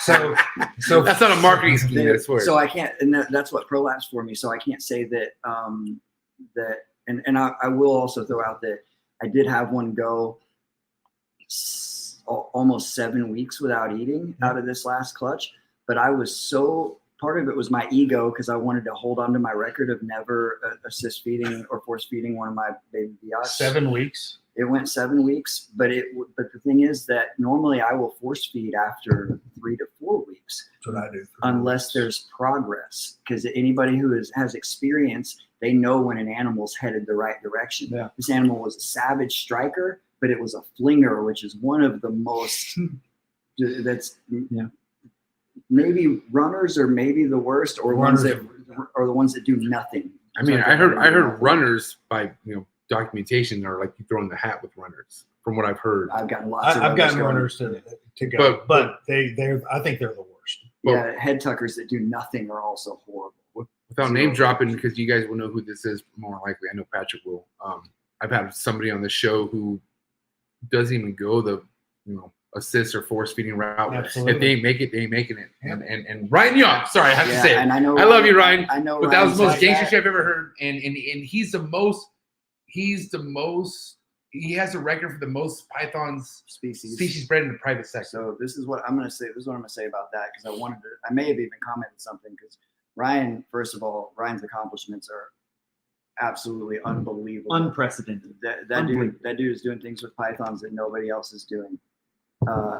Ryan's awesome, and I respect everything that he's doing, and I 100% completely fucking disagree with the statement about letting them die if they don't start eating. And there is a very, very simple reason for it. I'm not saying that he's wrong for doing that, because there is also something to be said for only allowing the most robust animals to make it. And if that's your choice, sure, that you think it's a natural selection thing, that's cool. But here's the problem with that. Same thing, this goes along with force feeding babies, cutting eggs. This is not nature. This is an artificial situation. We are trying to make them eat things that they don't fucking eat in the wild. So there's nothing natural about green trees aren't eating. They don't eat pinky mice. Frozen thought pinky mice. What's the company from? I haven't been to Australia, but I'm pretty sure there's. What's the company from PetSmart that has a little frozen box? Arctic something. Well, I'm pissed. So baby chondros eat skinks in the wild, y'all. Maybe occasionally other things. I mean, that's one of availability. Insects. Yeah, there's for real. So we don't even know. These animals eat a lot of things in the wild, but well over 90% of what they eat is juveniles and skinks across their entire range. Yeah. And as adults, it's rats. They eat skinks and then they switch over to rats. All chondros everywhere in the wild. Anything else that they eat is like a minority and a deviation. Yeah. Okay. Yeah. That applies to most python species are not getting nestling rodents. So to say, if they don't eat, then they just don't make it. I completely disagree with that, because this is not a natural setting. It's not a natural food source. We're trying to force them to eat something that's not natural. And to me, part of that is forcing them to eat if that's what I have to do. I absolutely force feed my chondros, and anything else. I'm still force feeding 3 out of 4 of my baby mangrove snakes that I hatched out. Would you call it true force feeding? Yes. Sometimes or would you call it assist feeding? feeding? The difference between assist feeding and force feeding is, can I put this thing just into the animal's mouth and then let it do the rest of the work? That's assist feeding. If I'm restraining the animal and shoving the prey item all the way down its throat, that's, especially if you have to work it down, that's force feeding. Right. What I often do ends up being kind of in between that. And I don't care what you call it. I sometimes call it assist or force feeding. And assisted force feeding. Assisted force feeding, but I use legs I don't Yeah, yeah. do pinky heads. I don't do And tails. I started doing it because you suggested. Yes, Yeah. and my friend Thomas Eimermacher turned me on to that. He did it with baby vipers, and the leg is, I use the leg of an adult mouse, and it is rigid. And don't let me forget, I have to say something really important about force feeding after I'm done explaining this process. But I cut the leg off of an adult mouse. I've got lots of things that are eating adult mice, so I have plenty of little mouse drumsticks to make up. And it's probably really morbid if you walk in on me when I'm in the baby room at my desk. Normal snake room Just stuff. butchering rodents in there. And I pull the skin off of the leg. I cut the foot off. And then you have this, it's a big piece of muscle and connective tissue, and there's bone in there. And so there's a lot of nutrients. It's more nutrient dense than a pinky mouse is. Yeah. And if you've ever tried to shove a pinky mouse down the throat of anything, It's always a disgusting. fucking disaster. It's awful. Because they're just a But bag of goo. let's retract here, Patrick, because Patrick had something really important to So say about. I will force say feeding. that we can. I'm just going to throw this out there too. One of the reasons that I don't publicly talk about my force feeding techniques a lot, I share it privately a lot, and I cannot tell you the number of people, even really experienced people. Ryan Burke is one of them, for example, who told me how much of a game changer that technique is. The legs. Yes, Specifically. the legs. The leg. But the reason that I Can you don't laugh, talk please? about it Take it easy. publicly a whole lot, Jeez, or we got the, snakes back there. the reason that I don't tell everybody to just do this is because there is a switch that flips when these animals eat on their own that does not happen when they're being force fed. Yeah. There is a neurological component to a legitimate feeding response that turns that animal into an actual snake. You watch the baby chondros are goofy. They like move upside down and strike at odd angles and do weird shit, and they're uncoordinated. So do adults. First or second meal, the first or second time that they willingly accept a prey item and have a legitimate feeding response, there is a switch that flips inside of them, and they all of a sudden are instantaneously a predator, and they begin moving differently. Well, And- you see it when you are assist feeding a baby, and it takes, you put the leg or the pinky in its mouth, and it just takes on its own. eventually takes it there. But then you see something different the time after it wraps. Yes. Right. Where it's like, oh, okay, Yes. you put this in my mouth, but now I'm gonna wrap this Yes. and I'm gonna eat it. And then usually that next time, like you're saying, It's such whatever a is slow going on process. in a Yes. python's head. And so they- but there is something different there. My point is that has to happen. Yeah. That process has to happen, and they have to. If you're force feeding, you have to be doing it frequently enough to get them on whole prey, because then we're getting this stuff about gut microbiome and the benefits of whole prey and all that. But you cannot. I never just rely on force feeding.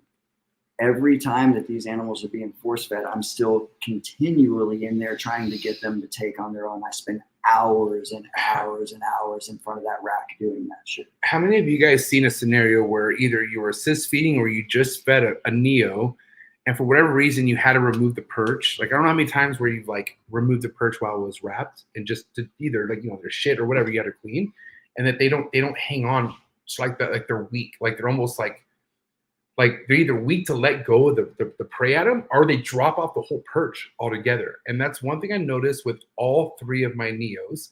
If I were to raise them up while they're wrapped, something happened in their body. Where if you do that with any of my other chondros, they don't fucking let go. Like they're tight, you know what I mean? Mm-hmm. But there's something like muscle wise not memorized to where like they would just loosen up and they would just drop and like become all funky. Yeah. And I've never seen that shit in a I mean, like I said, these are ones that I'm thriving myself, but They're probably just not strong enough at that age. Yeah, why would you mess with it? Like if you fed it. I mean, because wrapped, this is like here's the thing. I'm like tiptoeing out of the back of the room with my Because- eyes closed. It's probably a No. Californian thing. Because this is like, way to go, Mark, racist. They No, should- there's hold a on, Mexican time out. thing. This is like, guys, you guys are making me upset. Listen, this is like the 6th or 7th meal after it's doing perfectly fine, and now all of a sudden, because it dropped deuce, and who doesn't feed after shits? I feed after shits. I don't. I go through. Shut I up, go through and change them all out before I go in. So that's one of the reasons I try to get in there earlier, 100%. because it's one of the reasons I try to get in there earlier, because chondros usually shit as soon as they wake up. And I'm about to call out not only well-known people that are maybe are not listening, but I'm about to call out somebody that's 2 people that are in this room right now. This is why I would never, ever, ever even consider doing fucking water substrate. You guys are tripping with that. Wait, hold on. Wait, say it louder. No, we got to talk about this. Listen to me. That's because Patrick. That's because Patrick has. This is why you need to divide your friends' information. He even I'm said, glad he's sitting over there. He I'm said, glad he's sitting over he there said too. he's got 30 vipers, Guys. 100 babies in a rack. Patrick doesn't have time to change all that stuff. So Absolutely. Can I finish this before you go? yeah, go ahead. Listen, Yes. there's so many. Dude, I'm ready. I'm going across. Listen to me. I'm going across the table. That I was Dude. waiting for.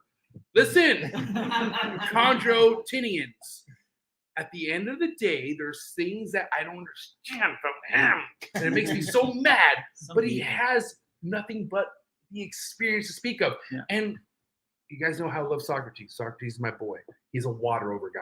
Okay, So you is put Ed things Marino. right, but Yeah. but hold on. The way you told me the disgusting things that the things that you drink made me feel like they were after me by giving me this advice. It was very contradicting, Patrick. Why you laugh so difficult like that? That's fucked up. Because I don't know if you're telling me they're fucking me over or you're just saying don't do that. No, I would never say that somebody is like maliciously trying to get you to fuck their stuff up. So they don't know themselves. Sock and Ed. No, it's just their choice. Sock and Ed have 2 of the most valuable collections of arboreal snakes in the country. So they're not consciously doing something that they think is wrong. They're doing it because they think that's what works. And we're still on feeding right now, but we'll get to why I disagree with water as a substrate. But what we were talking about is cleaning out the tubs. Those babies will drop their pinky, they will miss and hit the paper. So I go through the neonate rack and I change the paper out before I start feeding every time, because otherwise they're going to get a shitty pinky in their mouth. Yeah. And so I always change them out beforehand. Yeah. Jordan, please.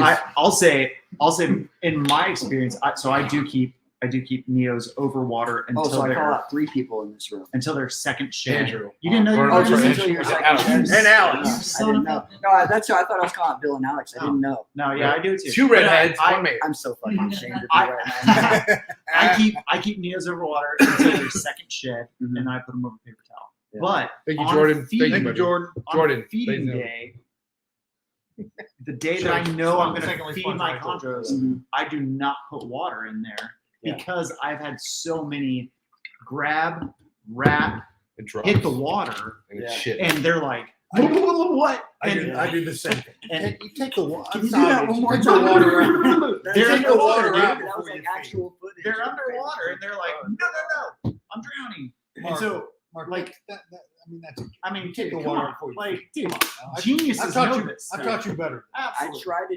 try to get in and do maintenance in the baby room in the morning on Yeah. the day that I'm gonna feed, so that most of that's already done.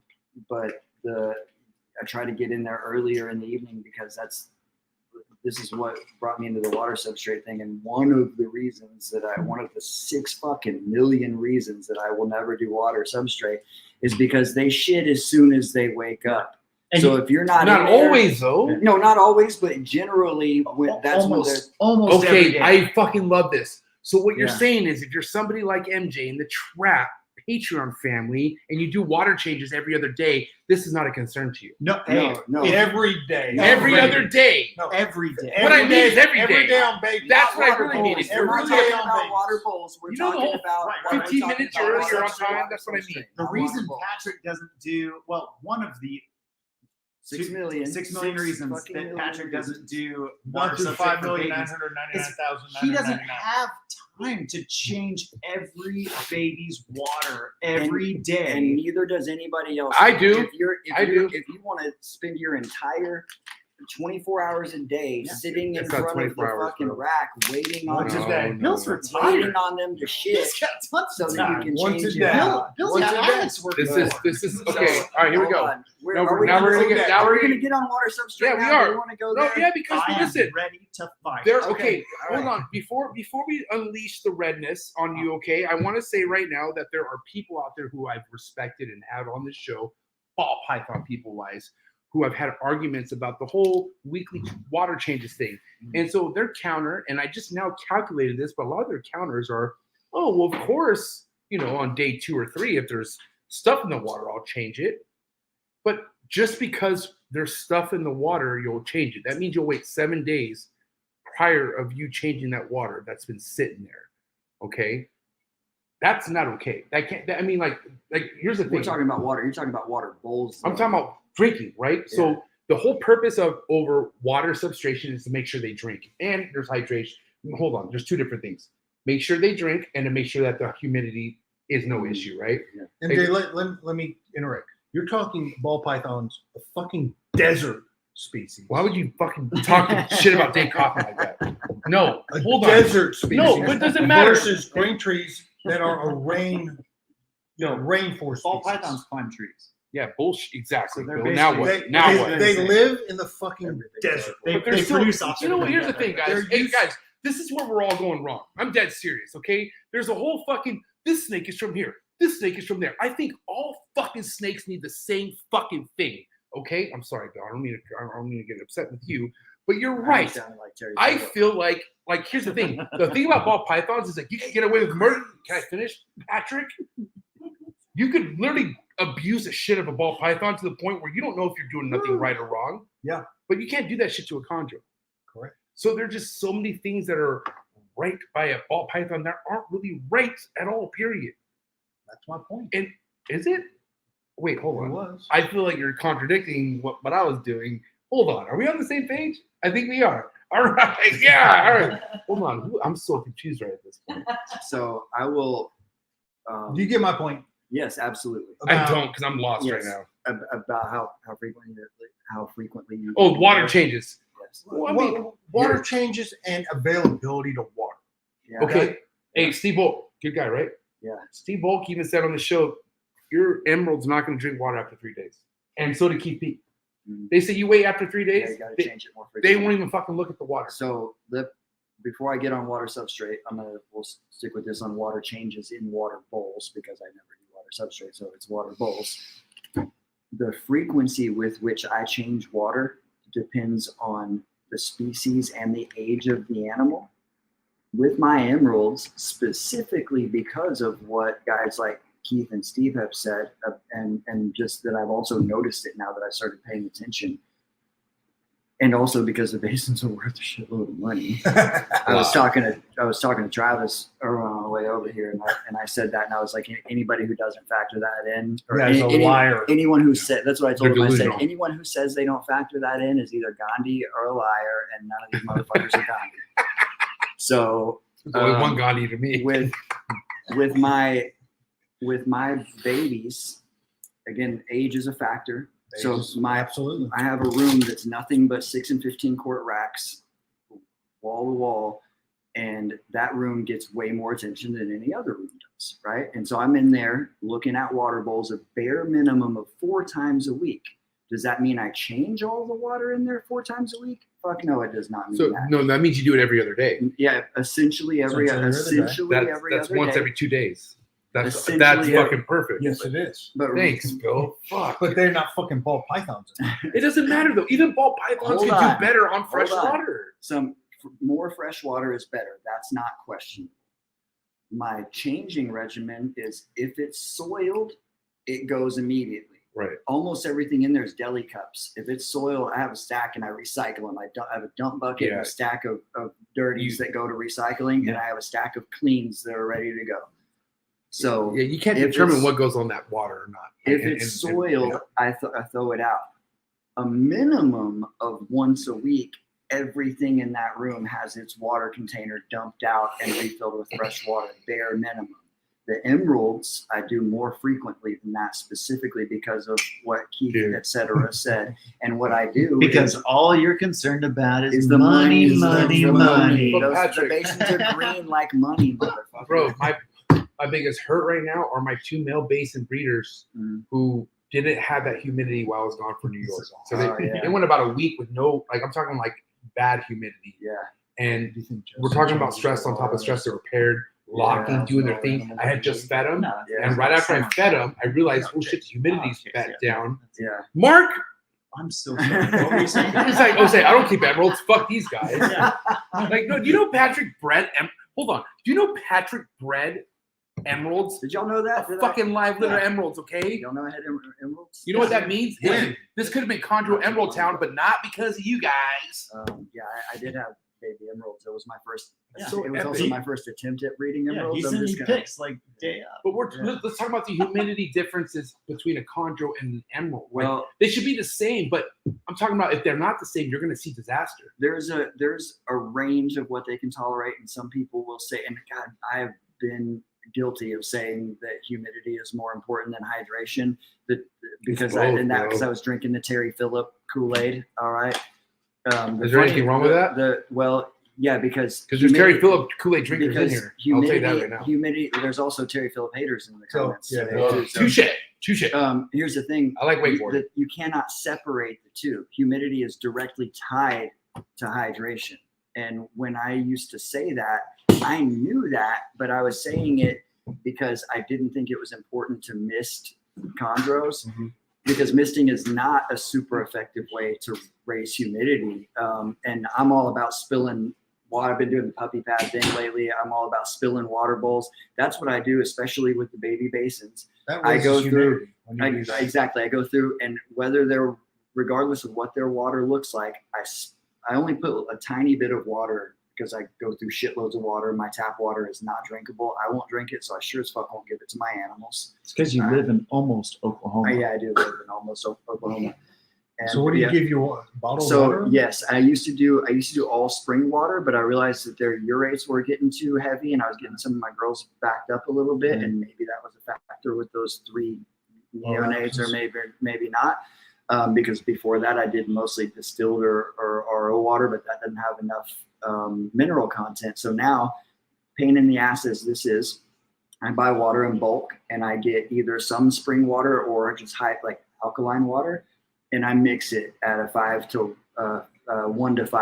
to 4 ratio in a 5-gallon jug. So there's 1 gallon of spring or alkaline water, and the remaining 4 gallons is going to be RO or DI or RODI or distilled water or whatever. Oh, we're talking about the and water so- qualities, bro. Alex, you Dude, have this- it bad. Dude, This is confusing right here. everything you just said makes me It pisses me off. so sad for you. Well, Just- it makes but I me have to. mad. I just. But it I makes have to sense, where though. I'm at because Just my water move, quality. dude. Get out Dude, of there. my setup is perfect where I'm at. But I did an experiment last year because I thought I killed some pothos ivy with water. At first I thought it was some kind of fungal thing. I had some sitting in a bathtub, and I thought this fungal thing blew through. But then it happened again. So I took a jar, two mason jars. I took cuttings from the same pothos ivies, and I started them with no root stimulant, low ambient temperature that was not ideal. And I put them into 2 jars, one with spring water and one with my tap water. And within 2 weeks, the one in the tap water was clearly in rough shape. And within 2 months, it was completely dead. And the other one is still thriving right now, sitting on my counter. So my tap water is unacceptable. Anyways, because I don't use tap water, and because the water costs me more money than some people, and simply for the sake of saving water. That's why you don't use water. Also, It makes a lot of sense. You gotta say no more. It's all Say very no more. I get it. Look, I get it. This guy's you on know it. what? I'm really glad you said that, because this is really strange. I've actually never factored that in, and you just gave me one more thing on You're the long welcome. fucking You're welcome. scroll. 6 of million reasons that I and don't- Guys, That's I- 5,999,090. So what I do is I go through with all those bowls that are really just a little bit of water, and I spill it on the substrate for humidity, and then I pour fresh water in there. That's how I do water changes. Every week I make sure that everything in there has been changed out, regardless of whether it's soiled or not. And those deli cups, if they start to look like they're getting any kind of little film on them or something, Change them out. they go, and I put a brand new one in there. But how consistent is that versus the copper penny route? Like, how many of you use the copper penny I route? don't do that. I don't do it. Right, I- but another form I of don't- peace of mind, I right? don't disagree with it. I think, Right. you know, To me, I think- that's an excuse to keep water Dirty as unfresh we and are. go along. I think the idea behind it is great. Yeah, Like, I man, agree. if we can lessen the bacteria that's growing in this Yes. water, if we can slow down the bacterial growth, I agree. That's awesome. That's great.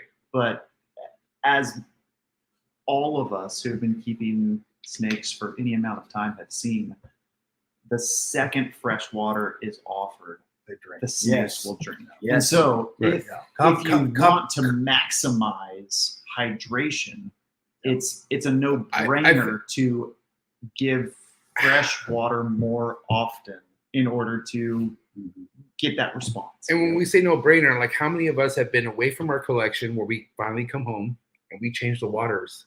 We walk back in 5 minutes later. All of them are down drinking. Yeah. Yeah. They know. Like, Or they- shitting in their water. handsome guy. But I'm just saying, like, listen, they know when there's fresh water around. Yeah, they do. And sometimes it's either fresh enough to drink in or fresh enough to shit in. I know some snakes that just constantly shit in their water bowl. They're like, oh my God, yeah, especially beetle lizards. Bro, I'm dead serious. Dude, I And- have one. And no, listen, one of my biggest, want to know the change in my water, my biggest push on daily water changes was there was a collection I visited and they were showing me a rack of beetle lizards. Every rack of beetle lizard had shit in their water. But you know what's funny? The beetle lizards were sitting right there by their water dish. And I'm like, dude, it was almost like I was trying to grab it like if it was mine, but it's not mine. So I'm like, and they're like, oh no, it's Monday. Water changes are on Wednesday. So I'm like, so this thing has to wait another day and a half before it can get fresh water. That's fucked up. Yeah. So in my head, I thought instantly, I don't care. I just thought, I get it. This is the quote unquote standard for the reptile community. We have water changing days. We have feeding days. We have days where we do things by them. Not fuck. You do that to your child. You do that, you get in trouble. You can't do that shit. CPS. No, fuck CPS. Motherfucking goddamn YouTubers. They're all over the streets. I think we could all agree with, whatever our view on water is. If we see dirty water Change it. in a chondro But not even bowl, but let me finish. sir. We No, change I'm it that day. Yeah. Like I don't say But Alex change is all of them, coming though. tomorrow or I'll get it tomorrow. We change it. But do immediately. you tell Alex to change? Just change that girl's water bowl. Don't change the rest. If you change one, you change all of them. Well, I mean, That's the way I look at it. Because You there's know- other people who say, I'm sorry, Bill. There's other people who say, well, you know what? That water looks clean. It looks clean. Well, man, I mean, you ever sat next to water? You ever? I'm only speaking from partying addiction wise. You ever sleep next to a fucking a glass full of water that's been there for about a few days and you didn't know it, you forgot maybe, and you just grabbed it, you chugged it, you It's fucking stale. you drink hair. You drink hair. Still No, you drink hair, Bill. No, seriously, you drink hair. Well, I don't want to know because I love this hat. I put this hat up somewhere. 2 days later, there's hair there. I have to go like this. What do you think's in my water that I'm drinking? You know what's crazy? It's like my stomach actually hurt. No, I remember Avengers. I'm like party raging, and I'm like, I need water. It's been since Monday since I drinking water, and I drank water, and there was fucking disgusting whatever Cigarette butts particle. in there. Maybe Patrick. Whatever. I'm just saying, like, whatever we can't drink, I don't think animals can drink either. They do what they have to do. And I feel like ball pythons are stupid enough to drink shit water. I think they are.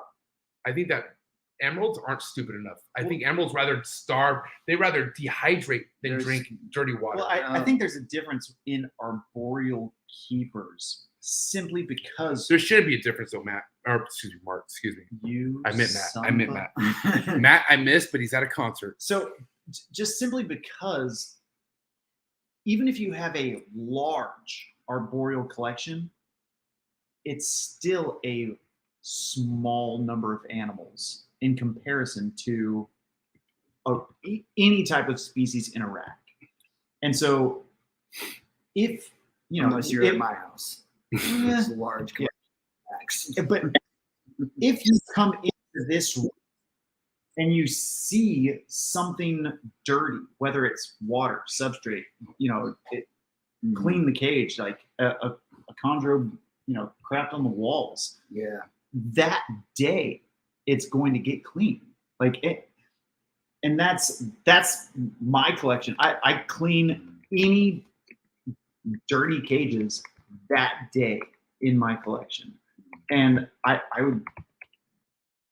would bet that most serious arboreal keepers are doing that same protocol, a day, maybe 2 days after anything's happening, because we want to keep our animals in display cages. And the less people affected after my daily water change outbursts are chondro people. Like chondro people stay on top of their water changes. Like that's what we do. Like we have a kind of attitude. Well, it's because we're better than everyone. I mean, kind of. I'm just trying to say, how many redheads rock like this guy? No, I'm dead serious though. Like, listen, Saltzman, if you're hearing me, buddy, I can't stand you. And wait, no, hold on. Let me finish, Patrick. Let me finish, Patrick. Okay, Saltzman, never bred anything, can't stand him, but yet, he is somewhat passionate. How many babies does he have? A lot more than him. More than him. Chondro babies? Yeah. Like you're talking about in the freezer, right? No, I said a lot. And Mark's a dick. Listen, not every redhead's cool. I take that back. Problem child is a child. That's a problem, and it's right here. But I do want to say this, Saltzman. I was going to make things up, but now I don't because of Mark. So forget it. I'm just kidding. No. I do want to say this, though. No, dead serious. Somebody like Saltzman who has developed a page to bring even more chondro lovers together. I mean, we're a niche. And can I say we? As we, Mark, are you okay if I consider myself as a we? Of like the four of us? Can I be a part of this? Yeah. Depends on what you're talking about, but sure. I'm talking about water. I'm pretty sure. Listen, I don't know much. I don't know what you're talking about. Listen, I don't know much about Saltzman, but he's a man of salt. And that he probably does his water changes a lot more frequent than anyone else I have respect for. I think he's a good keeper. And I think he's a good keeper. So Absolutely. What I'm saying is like there should be a lot more of a awareness of people who take care of their shit versus people who are doing their shit. And what I mean by that, there's a balance between it. Good old Scully. Nick Scully. Yeah, Scully. Am I saying that right? Scally? Yeah. Right, boss. I'm just saying, Scally was a lot more easier. Scally was a lot more easier to realize I could like than Saltzman. Mm-hmm. But at the end of the day, like this is a small world of like I don't understand. There should be no division. If you change your water as frequent as the next person, they should be on your team. Yeah. Well, and all I see is chondro people changing their waters. And I can tell you, both those guys take very good care of their. And I know you do. And you guys rep them. And I think a lot of it is like just the mentality of an arboreal setup. Like, man, you're forcing yourself to look at that animal every day. But what forces what forces somebody as somebody that you're saying, what forces somebody to be that visionary? I mean, I think one, just the I think by getting into arboreals, you are choosing to have it, even if you're doing a bare minimum setup, you're still having a display animal. And whereas if you walk into a ball python room, there's no display involved. You don't see the animals when you walk in. Now, that doesn't mean you shouldn't take care of them. I'm not saying any of that. But the nature of keeping animals in cages is you are forced to look at them. You want to look at them, and so you're going to. But you should be more tedious. You should be willing to keep the change, the cleaning of them. You should be willing to keep a chondro if it takes just keeping it in a display cage. Is what I'm saying. Like there's people who invest in certain ball pythons because they need it to breed. There aren't things in chondros you should invest in to consider it to breed. Or am I wrong? I mean, lots of people do that. Whether or not it's right is just a matter of opinion. But we're talking about people who are like, we're talking about the fresh people, like people who are listening to this podcast and they're sick of their fucking ball python in a goddamn tub. Like they're sick of just like looking at a $12,000 snake that's hidden most of the time. Well, one of the side effects of the ball python, the whole MORPH market ball python thing being a base level and a driving force in herpetoculture is that's the fucking culture is breed. And so ball python people who are getting into chondros, that's their baseline. That's what they're already thinking about. So they have to actually, again, it's a matter of opinion. But in my experience of watching people get into this, the ones who get into it strictly with that in mind don't stay around. They don't last. They don't get the success they're looking for. Because the animals are not consistent. And so those guys, the money guys or whatever, the people who are just getting into it just to breed, they don't stick around. Chondros are super easy to keep. Things start falling apart when you start putting pairs together. That happens with damn near everybody. And, and so it's just not, the money is not a great reason to get into it. I'm not saying don't do that. people do what they do. I mean, I would take a little difference to that. I think there's certainly a lot more people that keep chondros that just want one or two. Absolutely. Yeah. But I will also say that there are people, like a lot of us that have got into breeding, have kept one, kept two, kept three, and now they make the decision they want to breed. I think that's the majority. Okay. Yeah. And so when they make that decision and they spend a lot of money, on a green tree, then they're doing it for really, not just one reason, but a variety of reasons. I agree. They want to keep the animal, beautiful display animal, but of course, they have the passion to breed it, make money, maybe make money, maybe not expect to make money, but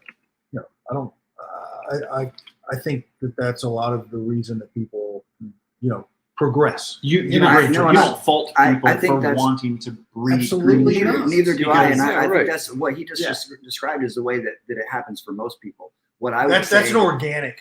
yeah, and I growth was and progression, simply commenting on when he had said, talking about ball python people getting tired of breeding their ball pythons. I'm saying those people who are already in that game have that as kind of a baseline mentality. Right, They're, that's already in they're their head. trying to breed things. Yeah. Well, they've got to wait, 5 years. Well, MJ, not 2. you recently, I think it was recent. So I what? Do water changes? No. No. You're on a trip right now. I'm So just kidding. I love you. Are we snakes going are to get all back to water drowning. substrate? No, I want to. So I was just on. I went out of the country. I went to went to Cambodia, Taiwan, and long plane rides. I had a lot of time to listen to podcasts, and so I was going back through some podcasts of yours that I hadn't listened to yet. Some like ball python ones that I'm like, well, I'll skip over for now. I'll come back later. Any names out there? Jason Bigler? Dude, you did one. I think it was a new breeder on the block one that you did. He's a guy from Atlanta area. Just the Jason. He is a ball python breeder. Like, Is he black? Yeah. Wow, that's fucked up. CEO. Hold on. He's also like the CEO or CFO of something. I was like, oh, dude, this guy knows what's up. Who the fuck was it? How long was this? I don't know. I was. You can't remember the month? Like the time of year? No, I was going back through. Oh, you're going back in the so day. I have no idea. Is it Aussie? It could have. No. It wasn't. It was the new breeder on the block thing. Regardless, whatever. I want to bring him back. But I'm confused. the Might thing have been that, Antoine. the thing. Antoine? Maybe. Is he jiu-jitsu? Can he choke people out? No. I mean, he's No, I my don't think professor. He could promote me. Regardless. Okay, listen. Something that this dude said and that you brought up in the podcast is that you had a year where you bred all your females, all your female ball pythons. What I had possible. Dude, if I have it, I'm breeding. Right. And this guy was like, well, man, I really only want to get to like X amount of clutches and then I'm not going to go over that right now. I told him that? No, he said that. So this black dude told me that? And you is were what like, you're saying? You were like, yeah, I absolutely did that the next year. And so, there's a mentality in the ball python community, simply because they are the biggest community in reptiles, of, hey, if you have it, breed it. Like, because that's going to show your success. Yeah. And I feel like that is unique there, where in a lot of the other realms of reptiles, it's not as prevalent to breed everything you have. It's more of a, okay, man, who's ready? Like, where are my projects headed? It's crazy What's how the market like. It's crazy how on point you are right now, because literally, like, the fact that you're mentioning a new breed on the block series a while ago was something to where, like, I'm gonna find out who it is. I definitely used to say, like, if I had it, I want to breed it, right? But now recently, like, it's like whatever I want to breed, I want to make sure I want to keep and hold back. And the ball python game, like, for instance, the chondros, I'll get whatever the fuck I can get. Are you kidding me, right? But with the ball python game, it's like I'm trying to make more selective. But are you selective, or are you just breeding what you could breed better from the year before? Yeah. And that doesn't mean breed the same female. And that's the thing. Like, I had an additional 25 plus females I bred the year before that I could have bred again, but made the same exact shit. What would that do for me? fucking put more on my fucking to sell list. Like I don't want to hold back shit that I have to sell. Yeah. Like I want to hold back shit that people have to force me to sell. And that's the chondro game. Let's be real. If you could have chondro babies on deck like you can ball pythons, hello, like that's the niche. Like that's but then again, how many niches are there like that? Yeah. And like I said, what did we figure out earlier?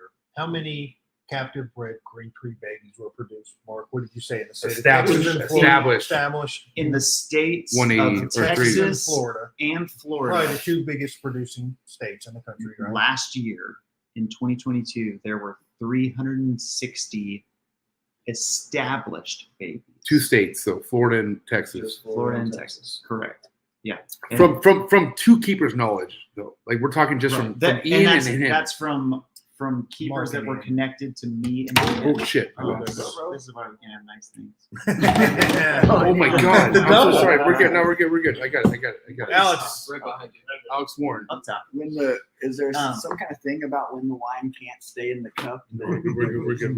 Yeah, you start licking it off the table. No, we're that's good. good wine. No, I too have spilled wine at Bill Stiegel's house. This is my first. I'm not gonna I lie. did it outside in my patio. Dude, here's a story. I was on my way to like introduce myself to Justin Kabelka. We hadn't met yet, and After he bought his first chondro. yeah, and so I like Justin doesn't know me.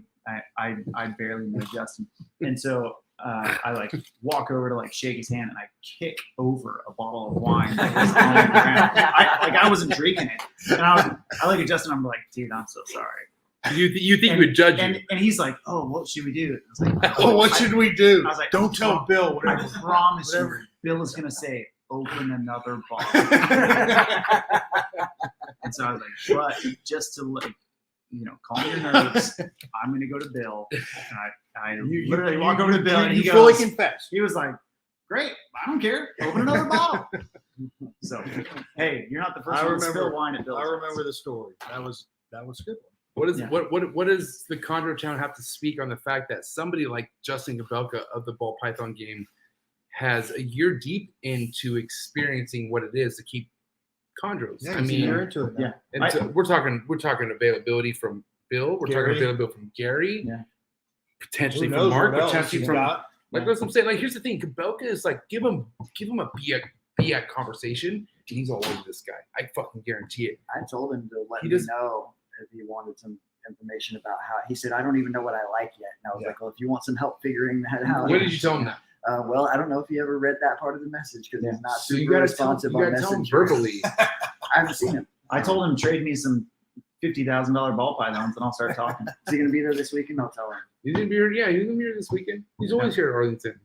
But Justin is going to be successful with green trees, and just because, man, he loves snakes. Like I mean, he's meant for it. And Look how he does. You Look tell how he he does the loves- he has Bolins. Bolins, He made loves the Bolins. Bolins their own fucking Yeah. goddamn walkthrough, goddamn experience. Yeah, and he's not here to show them off. He's not, it's not some like weird flex that he's doing where, on Instagram every week he's showing off Bolins and green trees. Like, man, I genuinely believe that Justin is passionate about the species he's keeping. And so because of that, and because of his incredible experience, his knowledge, his, everything, he's going to be successful with green trees. Yeah, Does that mean he he's- wants to be? Yeah, and does that mean that he's gonna have, he's never gonna have a slug clutch? He's never gonna have a female die? No, absolutely not. If he's in it long enough, he's gonna experience the same thing all of us have experienced.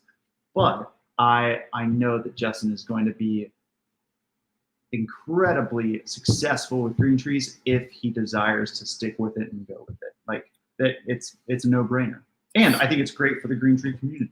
Yeah, he's already been a good ambassador. So what would be, and this, guys, this is, I have some special design hot seat questions for all of us that you guys all have to answer at once. But this is gonna be a wrap up topic before we get into the hot seat West questions. Coast. West Coast version for sure. Waterburger. But starting with you, Water Mark. substrate. Hey, listen, brand new ball python keeper on his way to be a breeder, part of Canova Patreon page or Trap Talk Patreon page, and they're like, you know what? I want to get into chondro breeding. Join the Texas Chondros Patreon page. There's I mean, you can't. I mean, that's Mark's answer. I mean, you can't go wrong. By the way, I'll put the link to that description in the description below. But how did you find out about Patreon? Some idiot told me. some guy from California. Yeah. This motherfucker called me, took about 30 minutes of my time, and he just gained. Give me props right now, Mark. You're a part of my family. Say it. Hey, there is no one that I would trust more with Patreon knowledge than MJ. 100%. But if I'm on, let's fuck MJ. Ask the question again. Fuck MJ again, okay? Brand new ball python in like on his roll, ready to become that next ball python breeder, but yet Big dollars. I love chondros. Like I'm a part of Canova's Patreon page. He has chondros. How do I get into the chondro game? I would first say, hey, slow down. Slow down. That's respectable. If you truly love green trees, then take your time, do your research before you jump in. I would say, like we were talking about the number one cause of neos dying and all the stuff. I would say that the number one cause of green tree pythons dying in private collections is a lack of knowledge and research going into owning them. 100%. And so they just are not a species that reacts well to Ignorance. Just to like someone who is not tuned in and who is not like doing. So if somebody lazy is not good for this. They are the easiest by far. And Patrick can back me up. He has kept more species than anyone at the table. Chondros are the easiest snake to keep maintenance-wise, 100%. But if you deviate from the requirements that they need, they can and will go downhill quickly. They will fuck you up. Yeah, and break your heart. And so for the ball python, for anyone, like the first time snake keeper, man, if you want to get into green trees, I think green trees make a great first snake. Bingo. Yep. If you are the type of person who is attention to detail, who enjoys learning, who wants to do your research. As a mentor. Like, absolutely, all those things. But if you're not that person, and that's okay if you're not. If you're not that person, then maybe green trees are not right for you in this moment. So, know yourself. Like, if you're not that, it doesn't mean you're less than me or less than Patrick. It just means that you're different than us. Yeah. And so You're probably better at something else that they're not. I mean, there are a billion things that you're probably better than me at. Time management. I'm terrible. Yeah, at that. reading. What do you have to say, Bill, on that? I mean, I can't say anything better than Mark just said it. I mean, It's really hard to follow that. know yourself. I mean, know yourself. You know, I mean, know yourself, and if you want to put the time in, these things are so easy to keep. So easy. So easy. But Easier Bill, than even pythons. if you had your best worker next to you side by side and you felt like he wasn't able to keep it, you wouldn't let it happen. I feel like there's certain even as easy as things can be, there are certain things that even if you could see it and you think that it's not meant to be, it's not meant to be. Yeah, but that's just not the majority of the case. I mean, the vast majority of the case is people that have an interest in these things because, I mean, just fucking look at them. They're unbelievable. You put them in the right box. You think chondros are for everybody? Especially this one. Because They're that's a beautiful animal. Gary up here. Non-Gary influence, that's a beautiful animal. Right This right here, this animal in this hunting position, that's what's cooler than that. I mean, Nothing. What's cooler in a reptile collection? Is it luring right now? Because No, that the one back that would there be was cooler. luring like a motherfucker. and it's so easy. You put it in the right box. Yeah. Put it in the right temperature. Mhm. Get it from the right person. They're so easy. If you know, get the man? right animal, maintenance you is set it easy. up correctly, a green tree python will be guaranteed. You have my guarantee. It will be the easiest snake that you keep. Patrick? What's your prediction for ball python people wanting to keep chondros as a like an additive to what they're doing? Because at the end of the day, the biggest pull into people from the outside world are ball pythons, right? Yeah. That hooks them in. And I'm not gonna lie, the next thing, if they're doing things right, they follow the Trap Talk podcast, it's chondros, right? But how do they do things? How do they do that transition without fucking up? So I half jokingly say, and have said for years, it's kind of something I got from the Barkers, is that the only difference between keeping chondros and ball pythons is a stick. It's true. That's what they call it. And Ball python on a stick. The right? reason I started saying that is because Dave and Tracy Barker were breeding wild-caught Biox and Maruki, hatched, apparently had albino Maruki, but they used their 44 quart Rubbermaid RHACS, and they put a single dowel rod in there and did nothing different. They kept them, they did not mist them. They did nothing to supplement humidity. They kept them the exact same way, but when they're in a tub with a large water bowl, that creates humidity. Yeah. So, and they were in Texas. I'm not saying they're in Texas. I'm not saying that's the right way to keep. What my point is that actually, if you have a healthy animal and a proper setup, green tree pythons are lower maintenance than a ball python, because if you get in there during the day, you can change substrate out around the animal. The ball python, you have to remove the animal to change out the substrate. But healthy success with a chondro is healthy mentorship, right or wrong? I would agree that having a good mentor. So you asked me to say what the difference is and what they need to do if they're coming from ball pythons into green tree pythons.